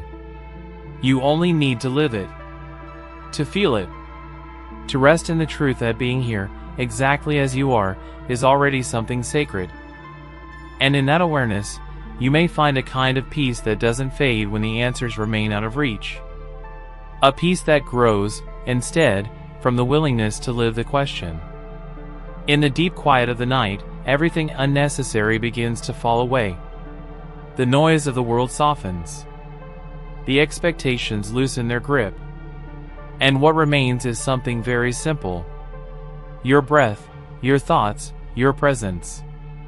It is in moments like this that the truths of existentialism reveal themselves, not as ideas to be grasped, but as something you already feel in your bones. That quiet awareness that life is both uncertain and precious. That you are here for a little while, and no one else can live this life for you. So often, we seek to escape this truth. Through distraction. Through busyness. Through stories about what we should be. But the existential path asks you to stay. To feel the weight of your own freedom. To face it not with fear, but with tenderness. You don't need to have the answers. You only need the courage to ask the questions honestly. To live through them. To let them shape you gently over time. There is no right way to be. That is one of the most liberating and terrifying aspects of existential thought. You are not handed a definition of a good life. You are invited to define it yourself. Not in isolation, but through experience. Through connection. Through reflection. A good life is not one that fits a mold. It's one that feels true to you. That reflects the values you've chosen, not the ones you were handed without question. To live authentically means to live without pretending. To take off the masks we wear out of fear or habit and meet the world with our real face. Not the polished one. Not the perfect one. But the one that feels honest. And this honesty is not loud. It doesn't need to be dramatic. Often, it's quiet. A small decision. A whispered no. A gentle yes. A moment of silence where there used to be performance. You may feel some resistance to this. That's normal. We've been taught to seek approval, to conform, to follow paths already laid. But existentialism doesn't ask you to rebel for the sake of rebellion. It simply invites you to ask, does this feel true? Do I choose this freely? Or am I just drifting with the current? In asking that, you begin to return to yourself. Not in a selfish way, but in a grounded way. You begin to reclaim your time, your attention, your decisions. You begin to live, not react. And in that return, something shifts. Life doesn't become easier, necessarily. But it becomes real. And there is something deeply restful about that kind of realness. Even as you lie here now, eyes closed or half closed, thoughts slowing down, you may feel it. A subtle clarity. A softness. The awareness that you don't need to perform anything. Not for anyone. Not even for yourself. You are allowed to simply be, to exist, without needing to justify or explain. And in that simplicity, there is a kind of beauty. A reminder that even in the quietest moment, you are participating in something vast. Something meaningful. Not because the world tells you it is, but because you choose to make it so. There is a moment, just before sleep, when the edges of thought begin to blur. When the mind starts to release its grip, and the body softens into the present. That moment is delicate, and in it, we often feel something close to truth. A truth that doesn't need words or explanation. A truth that simply says, you are here. You are alive. And that, in itself, matters. Existentialism honors this moment. It does not rush it. It does not try to make sense of it. It simply lets it be. Because in that presence, something is revealed. That you are not here to fulfill anyone else's script. That you are not a character in a predetermined story. You are the one holding the pen. And the page is still blank. It's okay not to know what to write. Most of us don't. We begin with small sentences. With choices made in silence.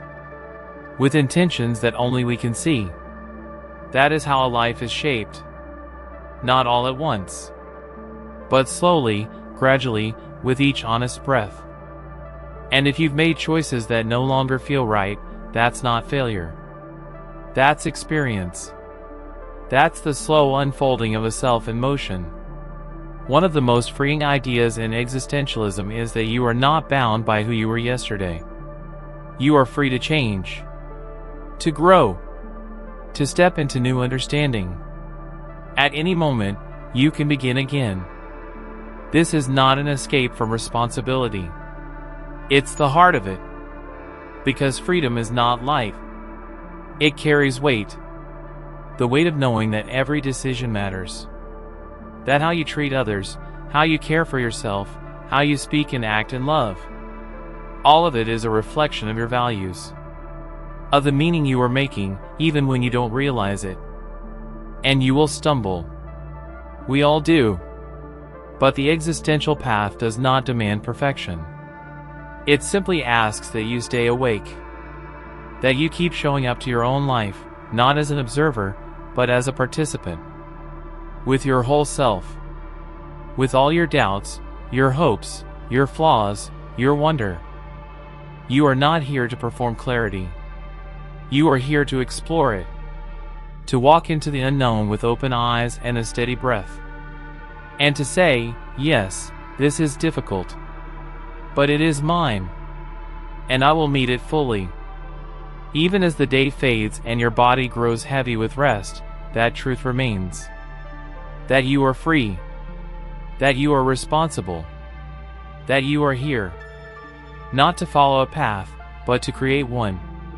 Not to wait for meaning, but to bring it forth in the way you live.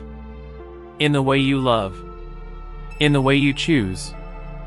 Let that thought hold you gently as sleep begins to draw near. You do not need to reach for anything more. You are already enough.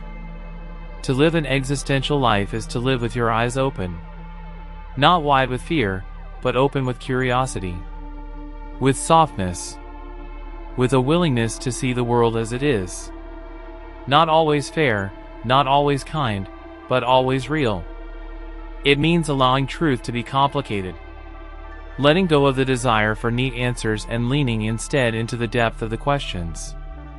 Who am I? What do I value? How will I choose to live, knowing that my time here is limited? These are not questions to be answered once. They are questions to be lived. Gently. Daily. Sometimes quietly, in the small choices that no one sees.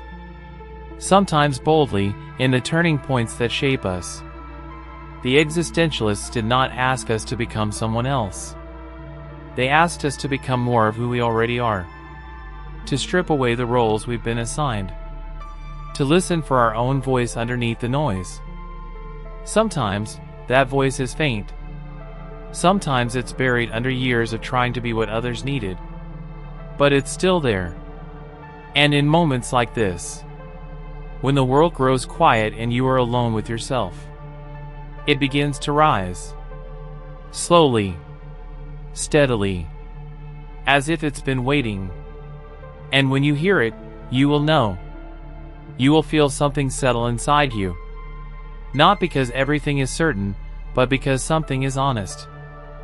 The existential path is not about finding peace by avoiding life's messiness. It's about finding peace by stepping into it fully and discovering that you are strong enough to stay. That you don't need to run. That you can feel and question and even hurt. And still be whole. Still be human. Still be becoming. Think of how a tree bends in the wind. It does not resist. It does not break. It moves with the storm, but its roots stay deep. That's what it means to live with existential clarity. You do not become hardened. You become rooted. Rooted in your values. Rooted in your presence. Rooted in the truth that even when everything else shifts, you are still here, choosing. And tonight, as you lie still in the soft dark, that truth can settle into your bones. You are not powerless. You are not defined by your circumstances. You are free, even now. You may not control what comes your way, but you always control how you meet it. With honesty. With kindness. With meaning that you shape for yourself, one moment at a time. Let that awareness cradle you. Let it ease the weight from your chest. There is nothing you need to prove. There is nothing you need to be. You are allowed to simply rest in your own being. To breathe. To feel. To be. And in that being, there is more than enough. The night holds you gently now. Thought slows. Breath deepens. And in that stillness, you may begin to feel a subtle kind of truth. Not the kind found in books or arguments, but the kind that arises from simply being with yourself, fully and without distraction. A truth that says, I am here. I don't know everything, but I am present. And that is enough. Existentialism does not try to remove the mystery from life. It invites us to live inside that mystery. To stop treating uncertainty as something to fear, and instead treat it as an invitation. The invitation to feel deeply. To care fully. To respond authentically, even when you're unsure of the outcome. Even when no one else is watching. You are not a problem to be solved. You are a presence to be experienced. You are the sum of your becoming, not a list of outcomes. Not a set of labels. Not a performance. But a consciousness. A witness to your own existence. And in every breath, in every thought, in every moment of doubt or clarity, you are shaping what that existence means. It is never too late to begin again. That is one of the most comforting ideas in existential thought. You can change direction. You can shift your priorities. You can outgrow the old patterns and redefine what matters. Because freedom is not a one-time choice. It is something you renew, moment by moment. In the way you show up. In the way you speak. In the way you treat others. And yourself. Sometimes meaning comes not from grand gestures, but from the quiet grace of staying with yourself. Of choosing not to abandon who you are, even when it's difficult. Of saying, I will not pretend. I will not hide. I will not sleepwalk through my life. I will meet it. I will participate in it. Fully. This is not about having the perfect philosophy. It's about returning to presence. To the awareness that you have always been free, even when you didn't feel it. Even when you forgot. You can remember now. In this quiet space. In this gentle breath. You are allowed to make your life into something that feels true to you. And even if no one else understands it, that's okay. The existential path is not about being understood by everyone. It's about being honest with yourself. Walking a path that makes sense to your soul, even if it doesn't make sense to the world. That's the beauty of this moment. You don't need to defend it. You don't need to analyze it. You only need to feel it. To rest in it. To let it hold you as you are. Because how you live is up to you. And the meaning you create is already beginning to rise. Quietly, gently, from within. Now the night has wrapped itself around you. The world has grown quiet. There is nothing left to do, nothing left to be. Just this moment. Just this breath. Just you, resting in the presence of your own existence. And in this stillness, existentialism reveals itself not as a philosophy of despair, but as a philosophy of depth. A way of being that honors the truth of uncertainty without letting it drown us. You are free. That has always been the starting point. You were born into a world without fixed instructions. No map. No single right way. Only possibility. Only questions. Only the chance, each day, to shape your life through the choices you make. And yes, that freedom can feel heavy. But it is also a gift. Because it means that nothing is final. That even here, even now, something new can begin. Existentialism does not ask you to be fearless. It asks you to be brave enough to live anyway. To live honestly. To live with intention. To stand inside the quiet and say, I will not look away. I will not wait for meaning to arrive. I will make it. Through love. Through presence. Through small acts of attention. Through moments like this one. Simple, quiet, real. Even rest becomes meaningful when it is chosen. When it is not just the absence of motion, but the act of returning. Of letting go of the roles and the stories and the striving. Of allowing yourself to simply be. Not forever. Just for now. Just for tonight. The world will still be there when you wake. But here, in this moment, there is peace. And that peace is not shallow. It is not found in distraction or avoidance. It is the deep peace that comes from presence.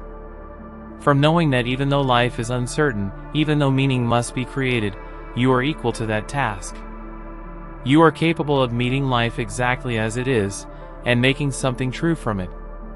Something honest. Something human. You are not your past. You are not your fears. You are not your doubts. You are the one who sees them. The one who notices. The one who chooses. That is what it means to exist. To be aware. To care. To live, even without a script. To love, even without guarantees.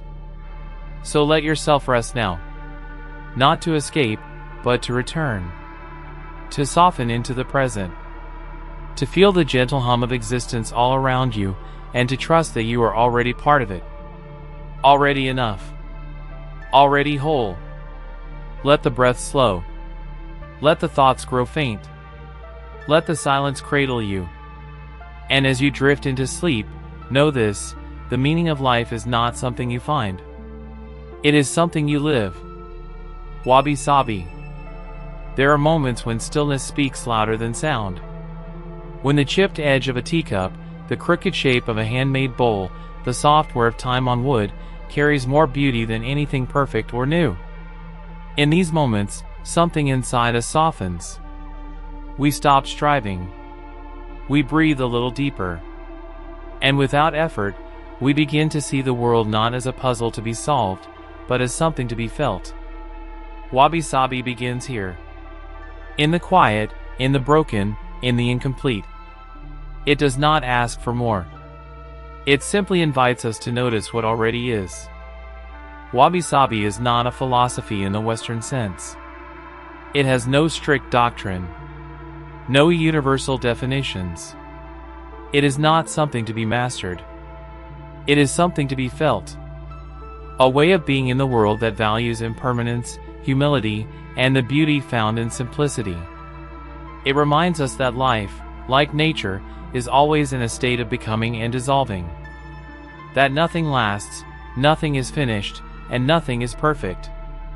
And that this, too, is beautiful. In a world that moves fast, that prizes speed and novelty, wabi-sabi slows everything down. It teaches us to see the grace in aging, the poetry in decay, the story in what has been worn and weathered. A rusted gate, moss growing between stones, the uneven glaze of an old ceramic dish. These are not flaws. They are the markings of time. Signs of life lived. Traces of care. Wabi-sabi sees these things not as broken, but as whole in their own way. And just as we begin to see these qualities in the world around us, we are invited to see them in ourselves. The cracks we carry. The uneven parts. The things we've lost. The years that have shaped us in ways no one else can see. These are not failures. They are what make us real. To live with wabi-sabi is to begin letting go of the need to be polished, to be complete, to always be striving. It is a return to presence, to quiet, to peace. You don't have to fix everything. You don't have to finish everything. You don't have to hold everything together. Life, like a leaf on the wind, changes shape as it moves. And yet, in its fleetingness, there is something sacred. A moment of laughter. A gentle silence. A room filled with warm light and empty space. Wabi-sabi finds meaning not in what is added, but in what is taken away. It honors the pause. The space. The breath between thoughts. Tonight, as you lie in the softness of the dark, you can let go. You can stop editing your life in your mind. You can stop thinking of what needs fixing. The room doesn't need to be cleaner. The body doesn't need to be younger. The mind doesn't need to be sharper. You can be as you are. Worn, changing, incomplete, and still beautiful. Let your breath fall gently. Let your thoughts drift like dust and light. You are not here to prove anything. You are here to rest. You are here to remember that wholeness does not mean perfection. It means presence. And presence begins with stillness. There is something calming about watching things fade. The way light dims at the edge of the day. The way petals fall one by one from a flower. The way seasons soften into one another. These are not signs of loss, but signs of life moving through its natural rhythm. Wabi-sabi teaches us to honor this rhythm. To see the beauty in what is leaving, in what has been worn, and what no longer tries to be anything other than what it is. We live in a culture that resists time. That paints over the cracks. That hides the age in things. But wabi-sabi holds time gently in both hands and says, "This is beautiful too." The frayed edge of a sleeve. The faded color of an old book. The scratch on a wooden table from 1,000 shared meals. These are not flaws. These are stories. And stories, like people, are most tender where they are vulnerable. To live with wabi-sabi is to begin seeing through different eyes. Eyes that no longer search for shine and symmetry, but for quiet meaning. For subtle grace. For the ordinary made sacred through attention. A chipped bowl can hold warmth. A bare wall can offer peace. A single candle can light a space more deeply than 1,000 bulbs. Wabi-sabi reminds us that less is not lacking. It is often more. In a world full of noise, the quiet things can speak the loudest. A pause in a conversation. A slow, intentional movement. A room not filled with things, but with air and light and presence. These are the spaces where wabi-sabi lives. Not in the grand or the bold, but in the everyday. The small. The soft. We don't need more. We need deeper. Not more achievements, more possessions, more answers, but a deeper connection to what we already have, to what we already are. The worn sweater that carries a memory. The teacup that has traveled with you through seasons of change. The smile lines on your face, written gently by years of laughter and time. These are the markings of a life lived fully, not perfectly. Tonight, as you rest, allow yourself to soften. There is no need to resist time. No need to hold things together. Let yourself fall into the gentle truth that everything changes. That beauty lives in change. That you are allowed to age. To rest. To let go. Wabi-sabi is not a philosophy of sadness, but of quiet joy. The joy of being here, just as you are. Incomplete, impermanent, and deeply, softly real. Feel the breath move in and out. Feel the body relax into the shape of the bed. You are not behind. You are not broken. You are simply becoming. There is a kind of silence that doesn't feel empty. It feels alive. It's the silence between waves, the pause before the wind returns, the quiet breath of a home just before dawn. Wabi-sabi lives in this kind of silence. It teaches us that not all spaces must be filled. That there is wisdom in the gaps. In the pause. In the unfinished line that invites the eye to rest. In art, wabi-sabi can be seen in brush strokes that fade before the end of the page. In a design that leaves room for air. In colors that are muted, natural, subtle. In a world that often prizes clarity, wabi-sabi leaves space for the undefined. For the soft edges. For the moment before the meaning is complete. It allows us to dwell in uncertainty and to feel at peace there. So much of life is shaped by the desire to complete things. To finish, to perfect, to resolve. But wabi-sabi reminds us that not everything needs closure. Not every story needs a final chapter. Some things are more beautiful when they are left open. Like a window that doesn't quite close, letting in the wind and the smell of rain.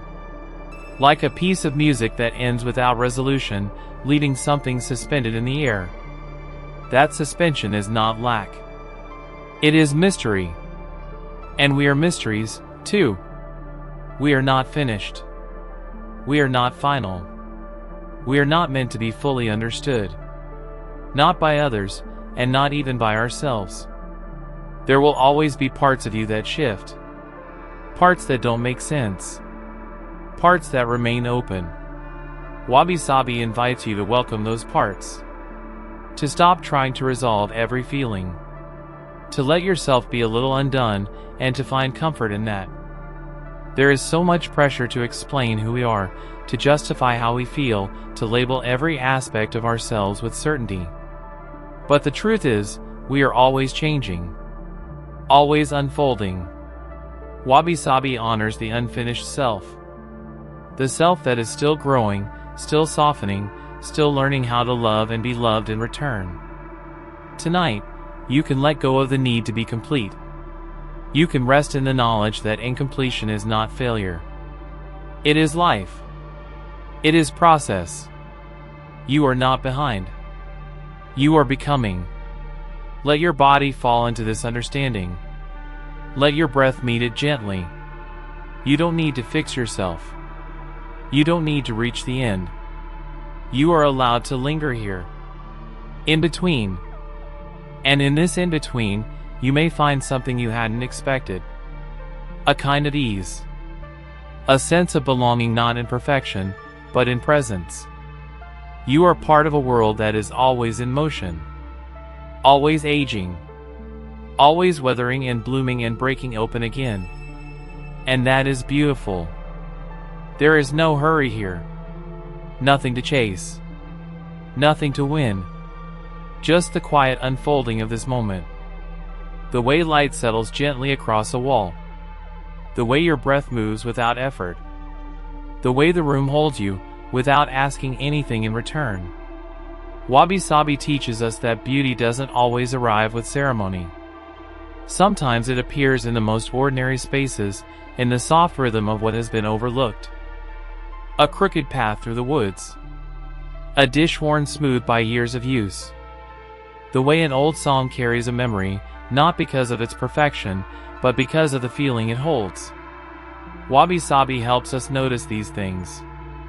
Not by adding to them, but by subtracting everything that distracts.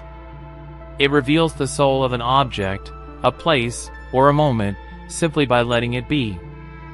And when we learn to see this way, we also begin to live this way. With less need to explain. Less pressure to decorate. Less hunger to fill the silence. We start to notice the value of restraint. Of slowing down. Of doing one thing at a time. There is elegance in simplicity. Not the curated simplicity of trend, but the honest kind. The kind that comes from letting go. From choosing what truly matters. From releasing what does not. Wabi-sabi is not about minimalism as aesthetic. It's about clarity. A kind of quiet honesty. A wooden spoon worn by use is beautiful not because it is new, but because it holds history. A space that is slightly uneven, slightly asymmetrical, slightly imperfect. It breathes. It feels real. It welcomes us not as guests, but as companions. It says, this is a place where life has happened. Where things are allowed to be human. And so are you. You don't have to shine all the time. You don't have to be polished or consistent or certain. There is room for pauses. For contradictions. For moments of weariness and wonder. There is no perfection to achieve. Only presence to return to. Tonight, let that presence grow quietly within you. Let it hold you as you are. No edits. No improvements. Just the soft, steady truth that you are enough. Not because you have done everything right, but because you are here. Because you exist. Because your story, like the stories etched into old stone and fading cloth, is valuable simply because it is real. The world may ask you to fix, to strive, to become. But Wabi-sabi offers something else entirely. The permission to rest. To accept. To breathe into the rough edges and call them beautiful. And in doing so, you may find you have never been broken at all. There is something healing in imperfection. Something gentle about allowing things to be as they are. When we let go of the need to control, to polish, to reshape everything into something brighter or newer, we begin to see beauty where we had once seen flaws. Wabi-sabi lives in this shift. It turns the gaze inward, not with judgment, but with compassion. It says, you are not meant to be flawless. You are meant to be true. Truth is often quiet. It doesn't shine in the same way perfection does. It doesn't seek applause. It lives in the way something feels, not how it appears. In the way a moment makes us breathe a little deeper. In the way we feel at ease with something that carries history. With something that is not trying to impress us, but simply exists, softly and honestly. This is the heart of Wabi-sabi. The quiet dignity of things left incomplete. Of lives not lived according to plan. Of objects that carry the touch of time. There is a kind of poetry in these things. Not the kind that rhymes, but the kind that lingers. That rests in the spaces between words. That asks nothing more than to be noticed. And when you begin to notice, you start to feel the world differently. You begin to welcome the patina of age. The wear on your favorite sweater. The soft fatigue in your bones after a long day. The stories that your face carries. The quiet way your soul has shifted shape over the years. These are not signs of loss. They are signs of life. Of love. Of being human. Wabi-sabi reminds us that nothing is meant to last forever. That everything fades, changes, breaks down. But it also reminds us that this is not a tragedy. This is what gives life depth. What gives things meaning? What makes something irreplaceable is not its perfection, but its uniqueness. Its place in time. Its fleetingness. The fact that it will not be here forever. And neither will we. And so, we soften. We breathe deeper. We stop holding so tightly to what we cannot control. We begin to let ourselves be worn in all the right ways. Not eroded, but shaped. Not diminished, but revealed. The way a river reveals the shape of the stone beneath. The way time reveals the shape of the soul. Tonight, let yourself be that stone. Still. Weathered. Enough. Let your breath return you to the body. Let the warmth of rest settle over you. You do not need to change. You do not need to be anything other than present. Wabi-sabi is already here. In the silence, in the slowness, in the honesty of simply being. And that is more than enough. There is peace in things that ask nothing of us. The faded photograph in a drawer. The way a blanket drapes without symmetry. The worn steps of a staircase that has carried quiet feet for decades. These things do not need to be fixed or improved. They simply are. And in their being, they offer something that cannot be bought or designed, a sense of presence, of realness, of quiet belonging. Wabi-sabi does not reject beauty. It redefines it. It tells us that beauty is not in the flawless but in the lived in. Not in symmetry, but in balance. Not in shine, but in softness. Beauty, it reminds us, is a feeling. A resonance. Something we sense in our bodies long before we explain it with words. And often, that feeling arises not in grand things, but in simple ones.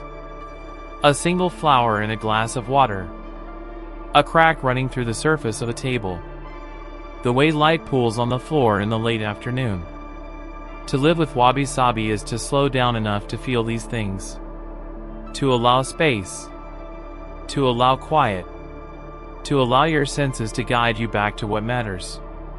Not the curated, not the pristine, but the genuine. The real. The deeply human. It's a return to essence. To texture. To breath.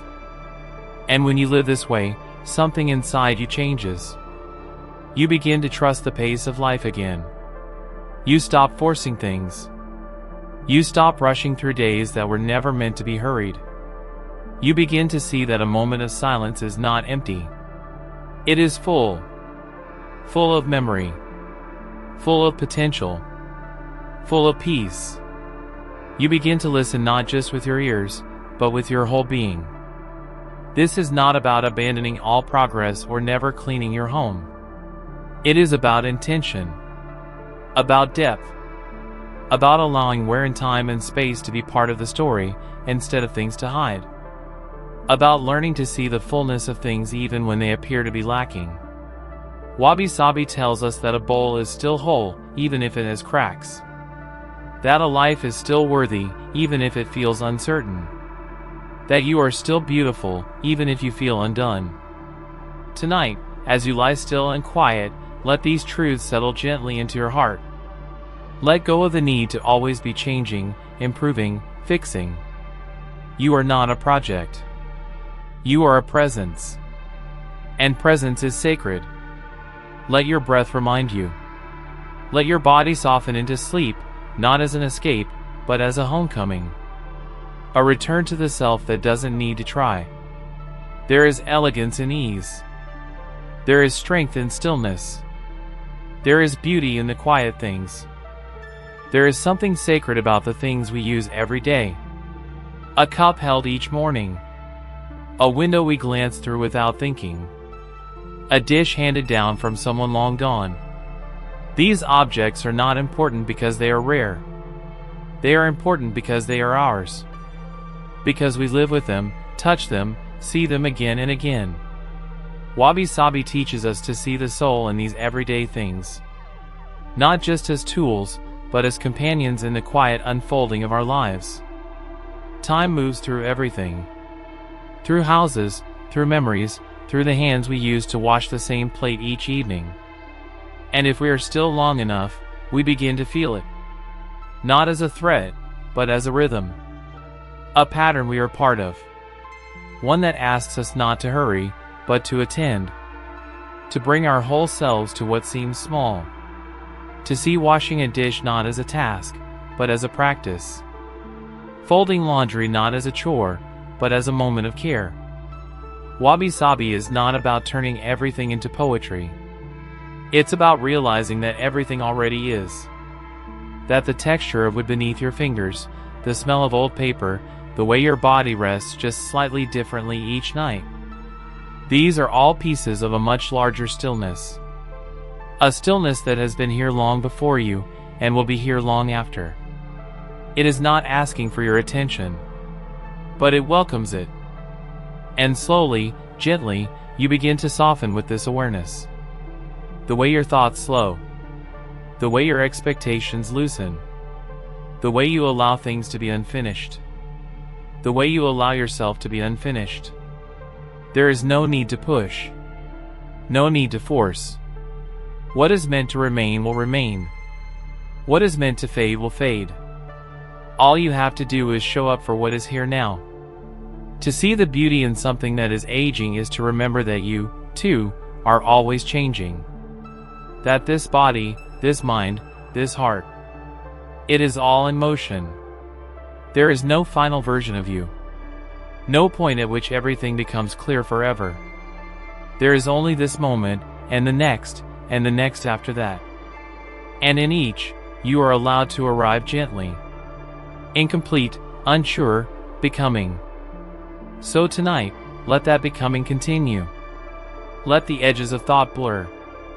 Let the breath guide you deeper into stillness. Let the world grow soft around you.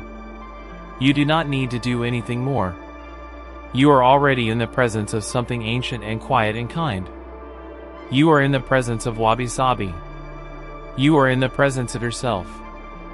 Some things are most beautiful when they are barely there. The hint of a scent on the air. The shadow of a tree across a wall. The echo of a song long after it stopped playing. Wabi-sabi lives in these moments. It does not seek to hold them, only to notice them. It trusts that beauty does not need to last forever to matter. That presence does not need to be loud to be real. You are allowed to fade sometimes. To grow quiet. To be unsure. The culture around us may ask for constant clarity, for loud certainty, for results that shine. But Wabi-sabi reminds us that life moves in cycles. That clarity will come again. That stillness is not a pause in progress. It is a kind of progress. A hidden growth. A deepening that happens without effort. The earth itself changes in this way. It softens after rain. It yields to winter. It blooms not all at once, but slowly, unevenly, with pauses and starts. And in this, we are the same. Our souls do not unfold in straight lines. They curve and stretch, crack and mend, wander and return. The Wabi-sabi view of the self is not a project to be completed. It is a landscape. A field of quiet hills and worn paths. It is not meant to be fixed. It is meant to be walked. And as you walk this inner landscape, you begin to see that the parts of you that once felt broken are simply the places where life has entered. That your softness is not a weakness, but a kind of wisdom. That the quiet within you is not emptiness, but space. Space for breath. Space for becoming. Space to hold what cannot be named. You do not need to define yourself. You do not need to reach the end. You only need to keep noticing. Keep showing up for your own life. Not as a performance, but as a presence. A quiet witness to your own becoming. A gentle guide to your own rhythms.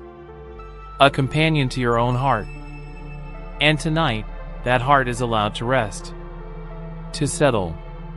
To be held by silence without needing to explain anything. There is no demand here. No urgency. Only the soft unfolding of a moment. One that does not need to be perfect to be enough.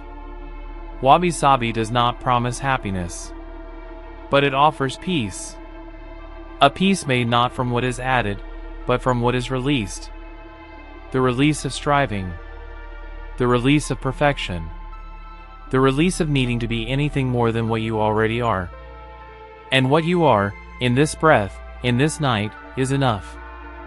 There is a softness in things left unfinished. A peace in moments that do not demand closure.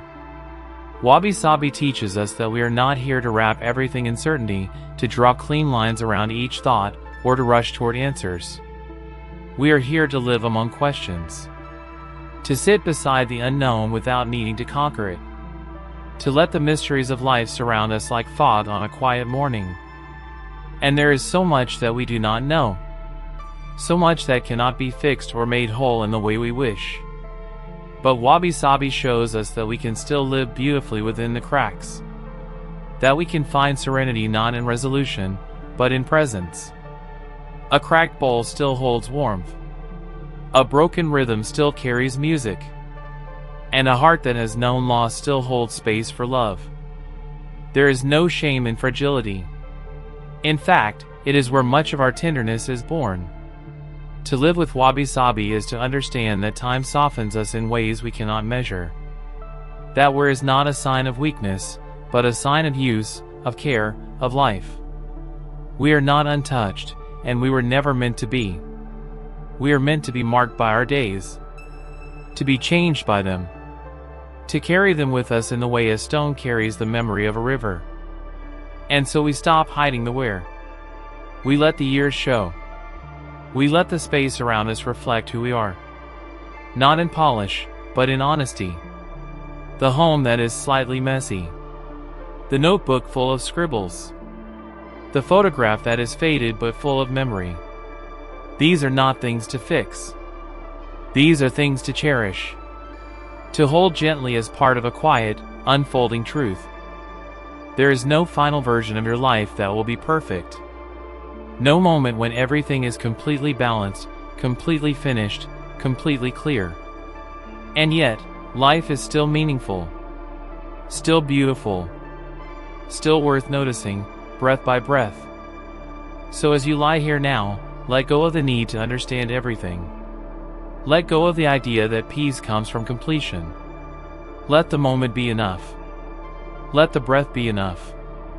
Let the hush of this night carry you, not toward answers, but toward rest. You are not falling behind. You are not falling apart. You are simply falling into yourself. The night has deepened. The world has grown still. And in that stillness, you begin to hear something quiet inside yourself. A knowing. A calm recognition that you do not need to become anyone else. That this moment, this breath, this version of you, imperfect, in process, soft with feeling, is enough. Wabi-sabi has no destination. It does not wait for you at the end of a perfect day or a flawless plan. It walks beside you in the ordinary. In the quiet moments of care. In the gentle spaces where nothing needs to be said. It reminds you that presence is enough. That the chipped, the aging, the incomplete, all of it holds a kind of grace. A silent dignity that cannot be replicated, only noticed. And so, as the day falls fully into darkness, you are allowed to fall with it. To release. To exhale the weight of needing more. More answers. More certainty. More control. You are allowed to live without a perfect narrative. You are allowed to love things that are fading. To keep things that are worn. To feel things that cannot be solved. This is the rhythm of Wabi-sabi. To accept and to allow. To let the edges of life blur a little. To welcome the unknown with soft eyes and a steady breath.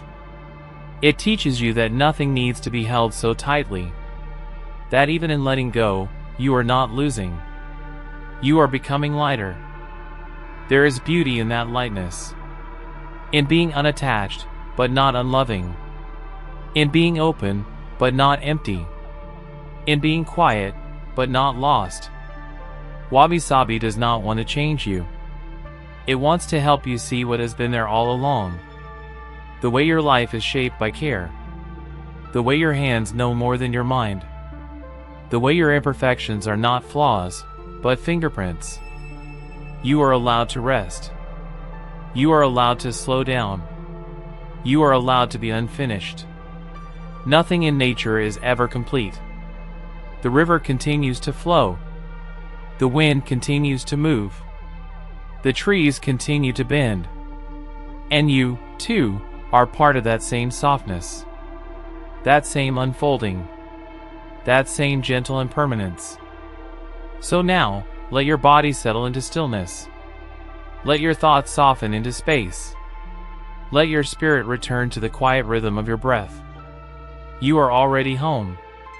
You are already whole. Not because everything is fixed, but because nothing needs to be. The world does not ask you to be perfect. It asks you only to be present. And in that presence, there is beauty. And in that beauty, there is peace. Slow living. A counter to modern chaos. There is a rhythm to life that has always been here. Gentle. Unhurried.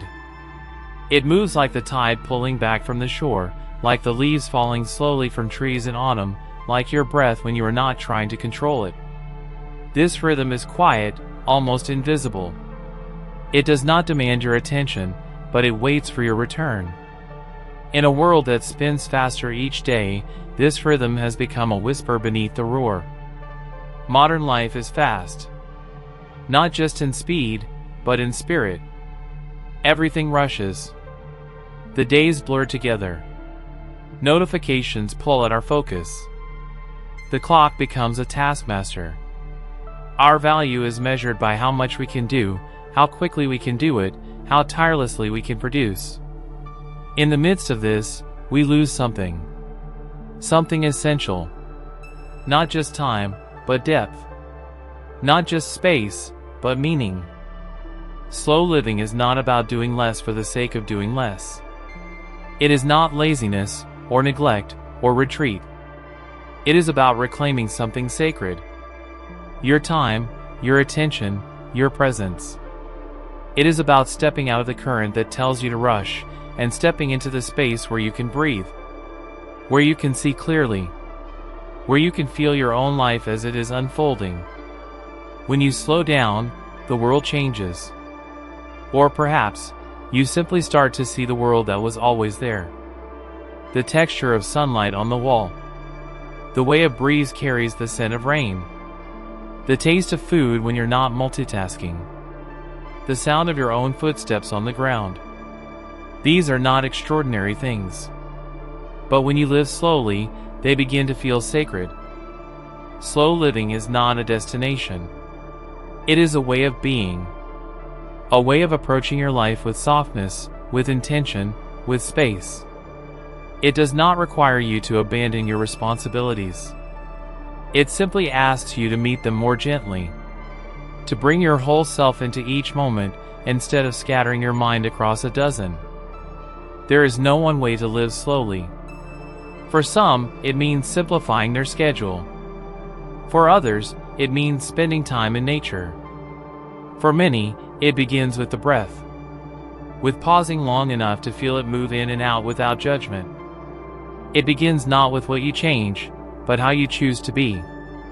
Less urgency. More presence. Less noise.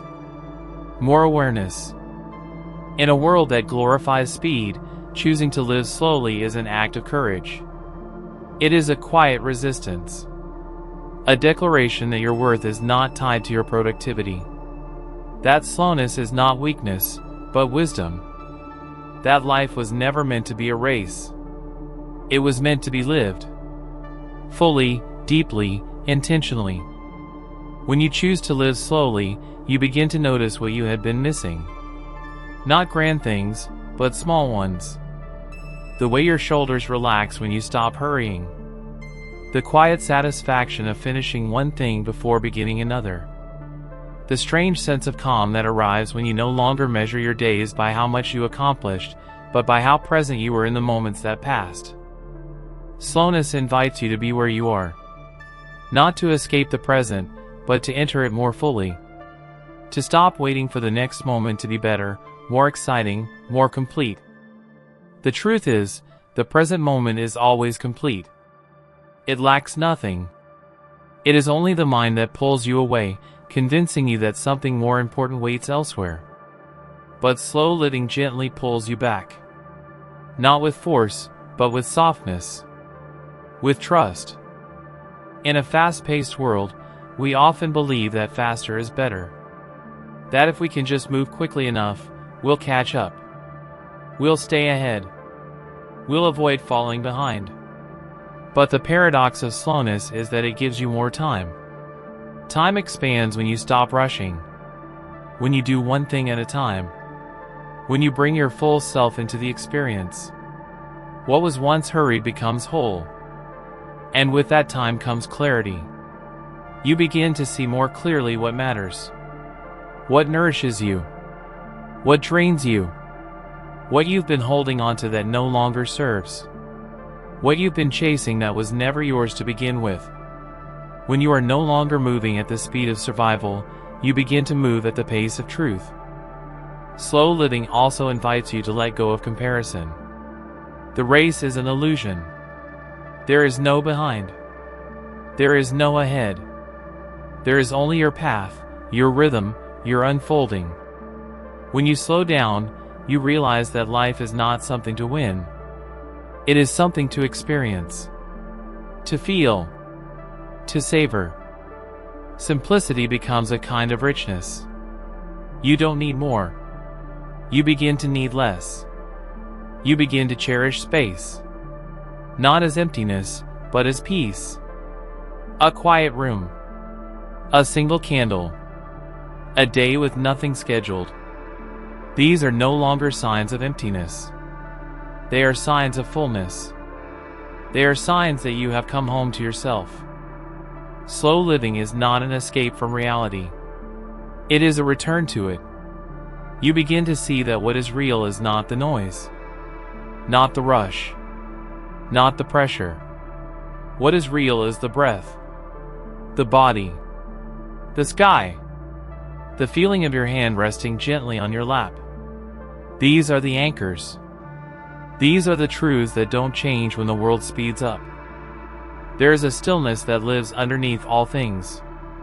It is not something you have to earn. It is not something you have to find. It is already there, like a calm sea beneath the waves of thought. When you slow down, you begin to feel it. Not as an idea, but as a sensation. A quiet presence that asks for nothing, promises nothing, but gently reminds you that everything is already okay. This stillness is not the absence of movement. It is the presence of awareness. It is the space between breaths. The pause between words. The place within you that watches without judgment. In slow living, this stillness is not something to visit occasionally. It becomes your home. You return to it again and again, not to escape the world, but to meet it more clearly, more kindly, more softly. To live slowly is not to be idle. It is to be deliberate. It is to choose what you give your energy to, what you say yes to, what you carry and what you release. In a world that urges you to say yes to everything, slow living invites you to say yes to less. And in doing so, to say yes more fully.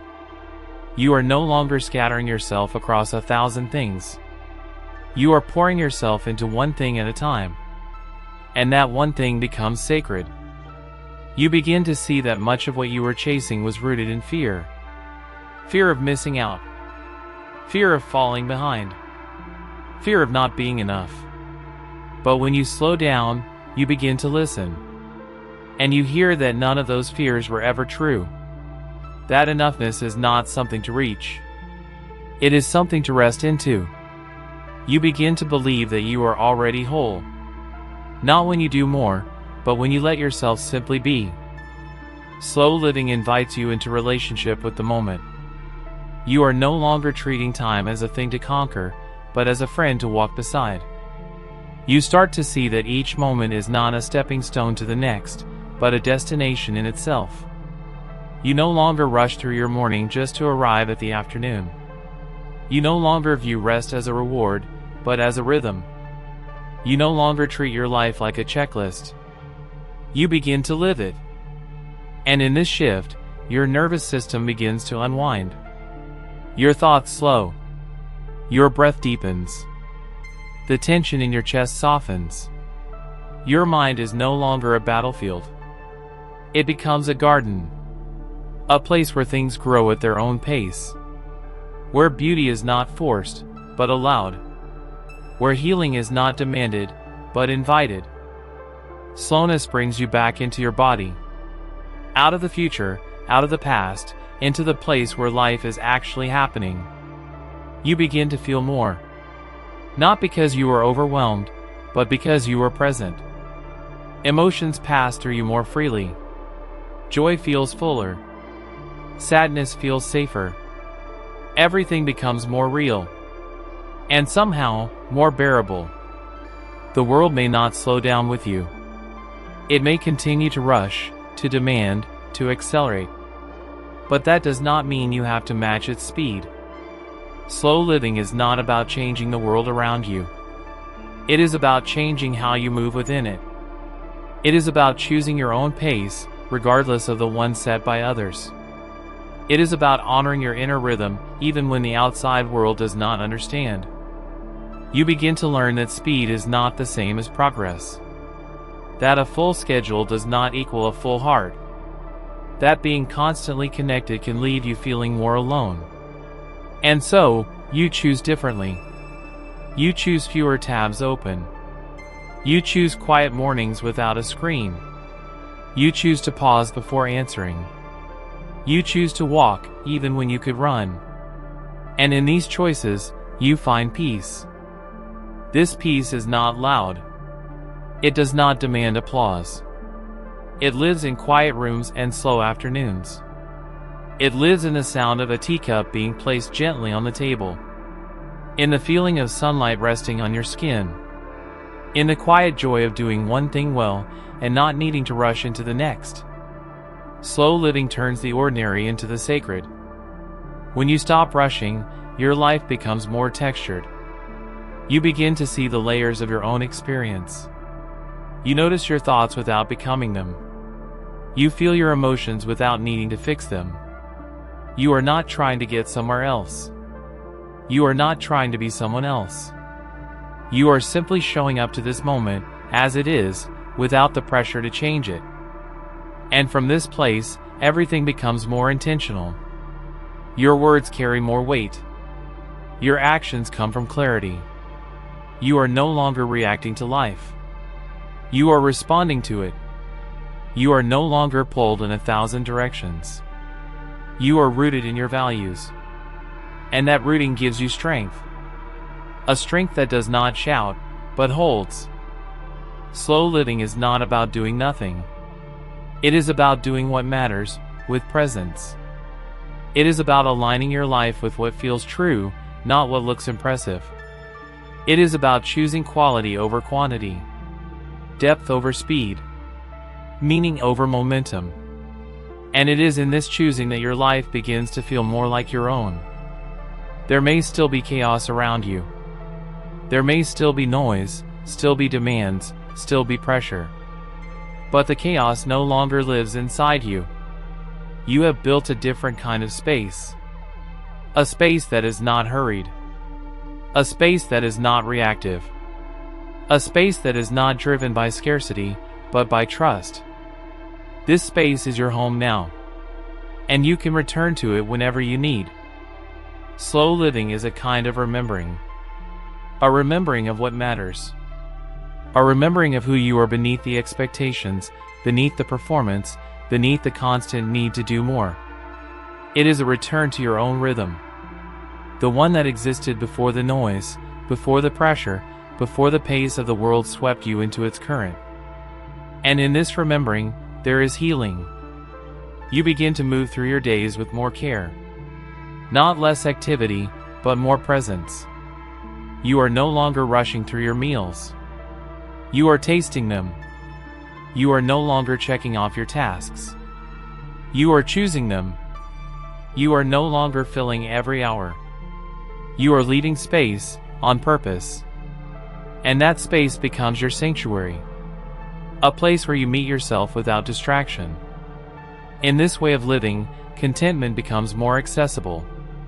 You are no longer reaching endlessly toward a future where everything will finally feel okay. You are allowing okayness to arrive now, in the midst of imperfection. You are no longer holding your breath until everything is done. You are breathing now, as you go. You are no longer waiting for life to begin.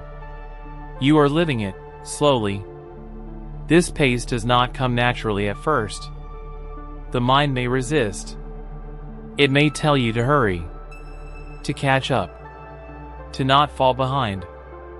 But you notice the voice, and you pause. You ask, what am I hurrying toward?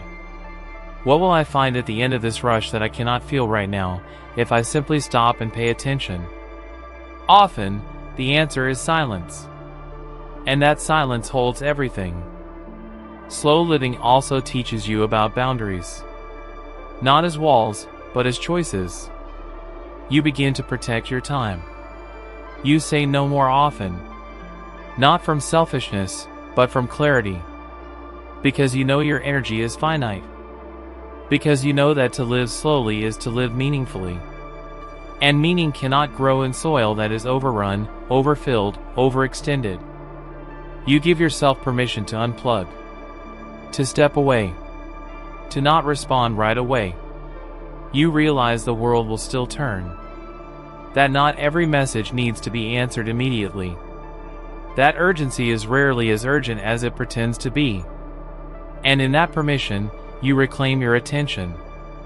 You bring it back from the 1,000 places it has been scattered. You bring it back to now. You are learning how to live gently. How to carry yourself with care. How to move through your life without grinding yourself down. You are not here to survive your life. You are here to experience it. To shape it. To savor it. And slow living gives you the space to do just that. One quiet, intentional moment at a time. There is no finish line to slow living. No perfect state to arrive at. It is not a method to master, but a relationship to tend. A relationship with time, with space, with self. It is not something you do once and complete. It is something you return to. A practice. A way of being that unfolds over and over, every time you pause, every time you choose presence over performance, breath over busyness. And in that returning, something inside you begins to settle. You stop measuring your life in milestones. You stop trying to justify your worth through how much you accomplish. You stop reaching so hard for the next thing. You begin to trust that you are already enough. That being here, with yourself, just as you are, is not only okay. It is everything. Slow living does not mean that life will always be calm. There will still be storms. There will still be change, and noise, and moments of urgency. But when those moments come, you will have an anchor. A steadiness beneath the surface. A knowing that you can return to stillness at any time. That the quiet has not left you. It has only stepped aside, waiting for your invitation. You begin to live from a deeper place. A place where presence matters more than perfection. Where peace is not something you find on the outside, but something you cultivate within. Where meaning is not something you seek, but something you create, slowly, gently, in the way you move through your days. And as you live this way, the world around you begins to shift.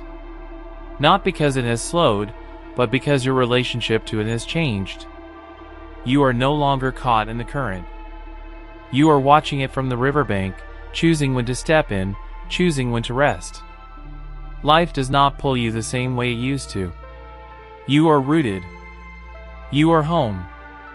This is the gift of slow living. A return to what matters. A return to the body, to the breath, to the stillness that has always lived within you. A return to the present moment, not as something to rush through, but as something sacred, something whole. Not every moment will feel peaceful, but every moment can be lived with presence. And presence is the real treasure. It is the thread that weaves your life into something meaningful. Not fast, not flashy, but real. And when you look back one day, it may not be the speed or the size of your life that matters most. It may be the moments where you slowed down, where you listened, where you lived. So let this be your rhythm. Not the rhythm of the world, but the rhythm of you.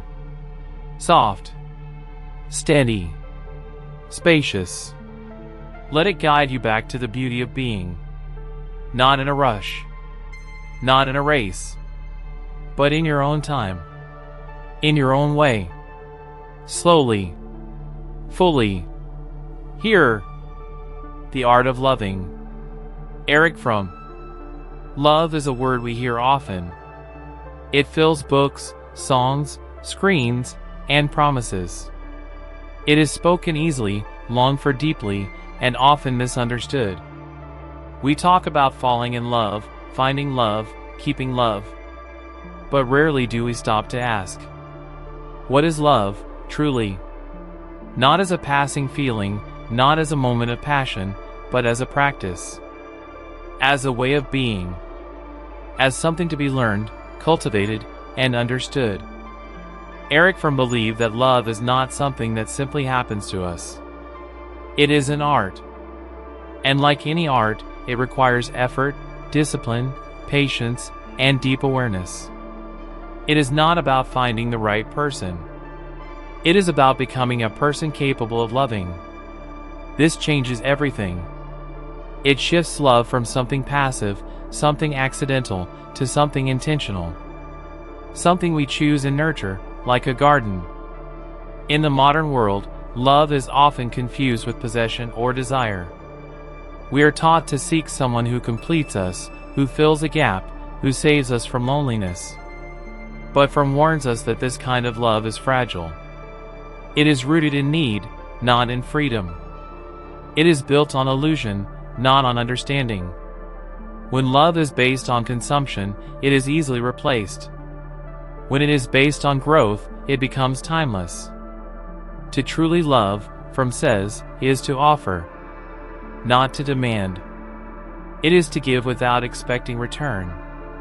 To see the other not as an object to fulfill our needs, but as a whole being with their own journey. This kind of love cannot be rushed. It cannot be forced. It grows slowly, from presence, from patience, from care. This idea may feel unfamiliar in a world that moves quickly. A world that encourages instant gratification and constant stimulation. But love, as Fromm describes it, asks us to slow down. To listen. To observe not only others, but ourselves. For how can we love another if we do not yet know how to be with our own heart? This is the beginning of love. Not outside, but within. The ability to sit with your own thoughts. To feel your emotions without needing to escape them. To forgive yourself. To nurture yourself with the same gentleness you hope to offer someone else. Without this foundation, love becomes need. But with it, love becomes freedom. Love is not the opposite of loneliness. It is not the end of longing. It is the expansion of care.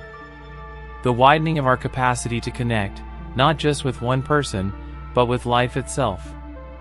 And in learning the art of loving, we begin to see that every relationship becomes an opportunity to grow. Not just closer to others, but deeper into ourselves. Fromm teaches that love is not just a feeling. It is a decision, a commitment, an act of will. It is not something we fall into.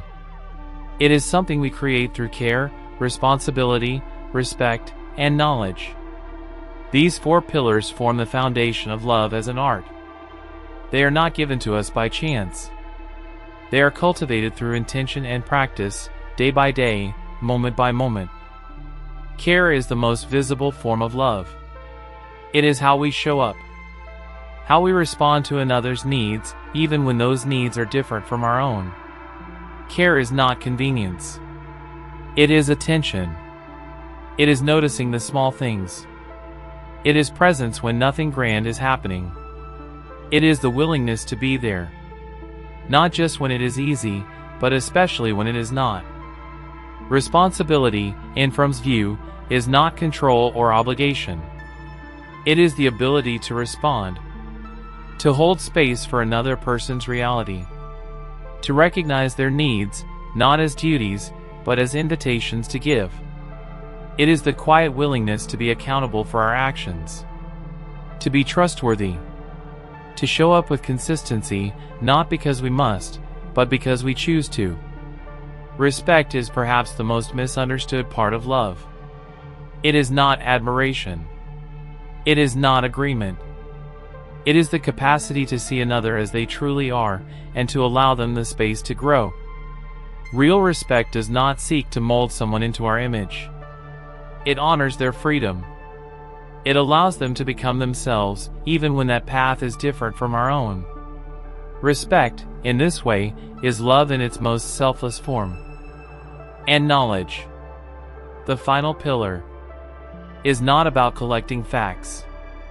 It is about deep seeing, understanding another's fears, their longings, their wounds, knowing them not to fix them, but to truly meet them, to hold their truths with gentleness. This kind of knowledge takes time. It asks for patience. It grows in stillness. It cannot be rushed. These elements, care, responsibility, respect, and knowledge, are not separate. They interweave. They strengthen one another. Together, they create a love that is active, conscious, and alive. A love that is not based on how we feel in a fleeting moment, but on how we choose to show up, again and again. Fromm also reminds us that real love is not possession. It is not about clinging, or grasping, or losing ourselves in another. It is about remaining whole while offering ourselves fully. It is about holding another close without losing the space between us. For love, at its best, does not erase boundaries. It honors them. It makes space for both union and individuality. And so we learn that love is not a thing to fall into, but a practice to rise into. Not a cure for emptiness, but a celebration of presence. Not a chase for perfection, but a patient embrace of what is real. Love, in this light, becomes less of a mystery and more of a path. A path we walk slowly, with open eyes and open hearts. To walk the path of love, as Fromm describes, is not only to love others, but also to develop the capacity for love within ourselves. He reminds us that love is not limited to the romantic or the personal. It is a mode of relating to the world, a way of being.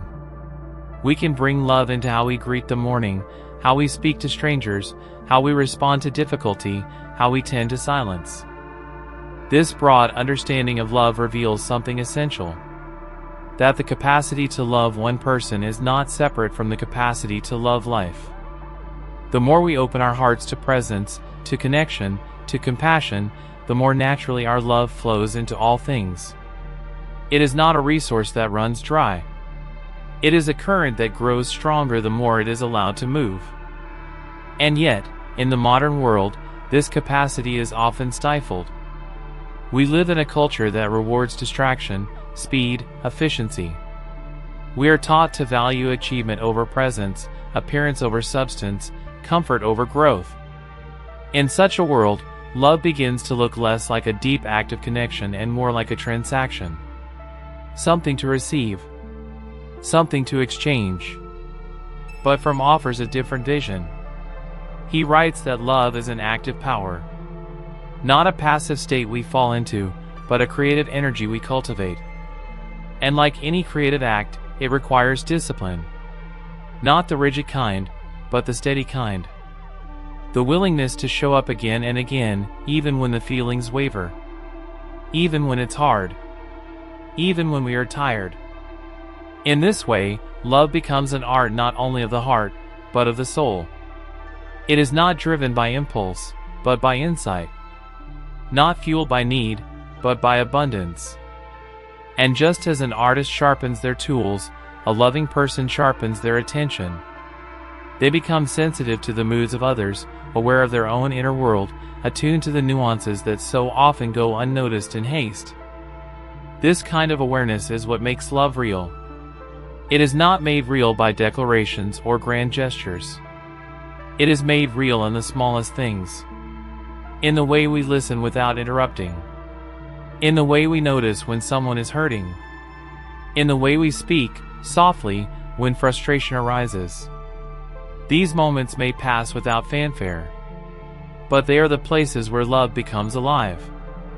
From challenges us to move beyond the illusion that love is easy. That it should arrive without effort. That it will fix everything simply by existing. He reminds us that love is not the end of struggle, but the beginning of deeper awareness. And in that awareness, we are changed. Not just in how we relate to others, but in how we relate to ourselves. For love does not only reveal the beauty in others. It reveals the parts of ourselves that still need care. It reflects our fears, our attachments, our longing to be seen. And when we welcome these parts, not with judgment, but with patience, we begin to love more fully, more honestly, more freely. To love is to risk. It is to open oneself to uncertainty, to vulnerability, to the delicate unknowns of connection. Fromm does not deny this. He does not paint love as purely blissful or free from struggle. In fact, he emphasizes that to love deeply is to be willing to experience pain. Not because love causes pain, but because it requires exposure. To love is to let someone close enough that they might touch your wounds. And in return, to hold space for theirs. But this kind of vulnerability is not weakness. It is a strength born of authenticity. When we love in this way, we no longer pretend to be perfect. We stop performing. We stop hiding behind masks of control or distance. We show up, as we are. And in doing so, we create a space where the other can do the same. This is where love becomes transformation. Not because it changes who we are, but because it allows us to be who we've always been. Without fear. When we love someone, we do not ask them to be anything other than themselves. And we begin to offer ourselves the same permission. A softening begins. A release of the need to be anything more. A gentle remembering that we are already enough. Fromm also reminds us that love cannot thrive in isolation. A society that separates people, that prioritizes consumption over connection, that turns individuals into competitors rather than companions. Such a society will struggle to cultivate real love. Because love requires presence. It requires time. It requires space to grow. And the pace of modern life often leaves little room for such things. So to love, in Fromm's sense, is not only a personal act. It is a quiet form of resistance. It is a choice to value depth over distraction. To prioritize connection over convenience. To nourish the soul when the world says to keep moving. Love becomes not just an emotion, but a stance. A way of being in the world that honors what is real. This kind of love may not be celebrated in loud ways. It may not always be understood. But it creates a different kind of life. A life where intimacy is sacred. Where presence is more valuable than performance. Where the people around you feel truly seen, not just acknowledged. Where every interaction becomes an opportunity to offer warmth, even if only for a moment. And over time, this practice of loving begins to shape your world. Not just your relationships, but the way you experience yourself. The way you speak to yourself. The way you meet your own thoughts, your own fears, your own longings. Love, when practiced deeply, becomes a mirror. It shows you who you are. And slowly, softly, it teaches you how to be more whole. Love is not something we master. It is something we return to, again and again, in the midst of joy, in the midst of uncertainty, in the quiet in-betweens of daily life. It is not a single act, but a way of seeing, a way of choosing, a way of being present to what is here. Believe that love is not just for the romantic or the personal. It is for all of humanity. Love for one's neighbor, for strangers, for nature, for life itself. This is not a lofty dream, but a necessity. Without love, we become isolated. Not just from others, but from ourselves. We become disconnected from meaning, from the very pulse of what makes life feel full and worth living. To love life is to participate in it fully. Not just when it is pleasant or beautiful, but also when it is uncertain, imperfect, fragile. Love, in this broader sense, is a commitment to being present with what is. To opening your heart, even when it feels safer to close it. To seeing the world not as something to conquer or fix, but as something to engage with tenderly. This kind of love is not based on sentiment. It is not naive. It does not ignore suffering or injustice. In fact, it sees those things more clearly. Because when you love, you care. And when you care, you feel. And when you feel, you are moved. Not just by beauty, but by pain. You are moved to respond. To act from compassion rather than indifference. To bring kindness where it is missing. To bring understanding where there is confusion. From's vision of love is deeply ethical. It is not just emotional. It is active. It asks something of us. It asks us to grow, to become more awake, more aware of the ways we impact others, more responsible for how we show up in the world. Love becomes a force that draws us outward, not to escape ourselves, but to connect more truthfully, more vulnerably, more freely. And so, we begin to see that love is not an escape from solitude. It is a transformation of solitude. In learning to love others, we learn how to be with ourselves. In moments of stillness, we do not reach for distraction. We listen. We soften. We learn to hold ourselves with the same care we would offer a friend. And from this place, love becomes real. It becomes a way of being in which we are no longer searching for someone to complete us, but becoming someone who is complete enough to share themselves freely. We stop asking others to carry our pain. We stop asking them to fill our emptiness. We begin to take responsibility for our own hearts. And in doing so, we become more capable of loving another, not from lack, but from fullness. This fullness does not mean perfection. It means presence. The ability to be with your own experience, with another's experience, without needing to change it. Without needing to fix or control. This is one of the deepest expressions of love. To allow. To witness. To simply be there. Not as a rescuer, not as a savior, but as a companion on the path. And perhaps this is the quiet truth at the heart of From's message. That love is not about solving anything. It is about being with yourself, with others, with life, fully, patiently, gently, as it is. Love, when it becomes a way of living, begins to infuse everything. It is not contained in a single relationship, a single act, or a single moment. It becomes the quality of your attention, the gentleness in your speech, the patience in your listening, the space you hold for yourself and for others without rushing to fill it, without demanding anything in return. From teaches us that real love is rare. Not because it is difficult, but because it requires maturity. It requires a certain willingness to grow beyond our conditioned ideas of romance, of dependency, of need. Love is not found in losing ourselves in another. It is found in finding ourselves and offering that wholeness to the world. It is not about escaping loneliness. It is about embracing connection without erasing individuality. This path of love, slow and subtle, asks us to practice every day, to return again and again to the heart, to notice when fear has taken over, to notice when our love becomes anxious, possessive, or demanding, and to gently, without judgment, return to presence, return to openness, return to care. You begin to see that love is not always comfortable. It brings things to the surface.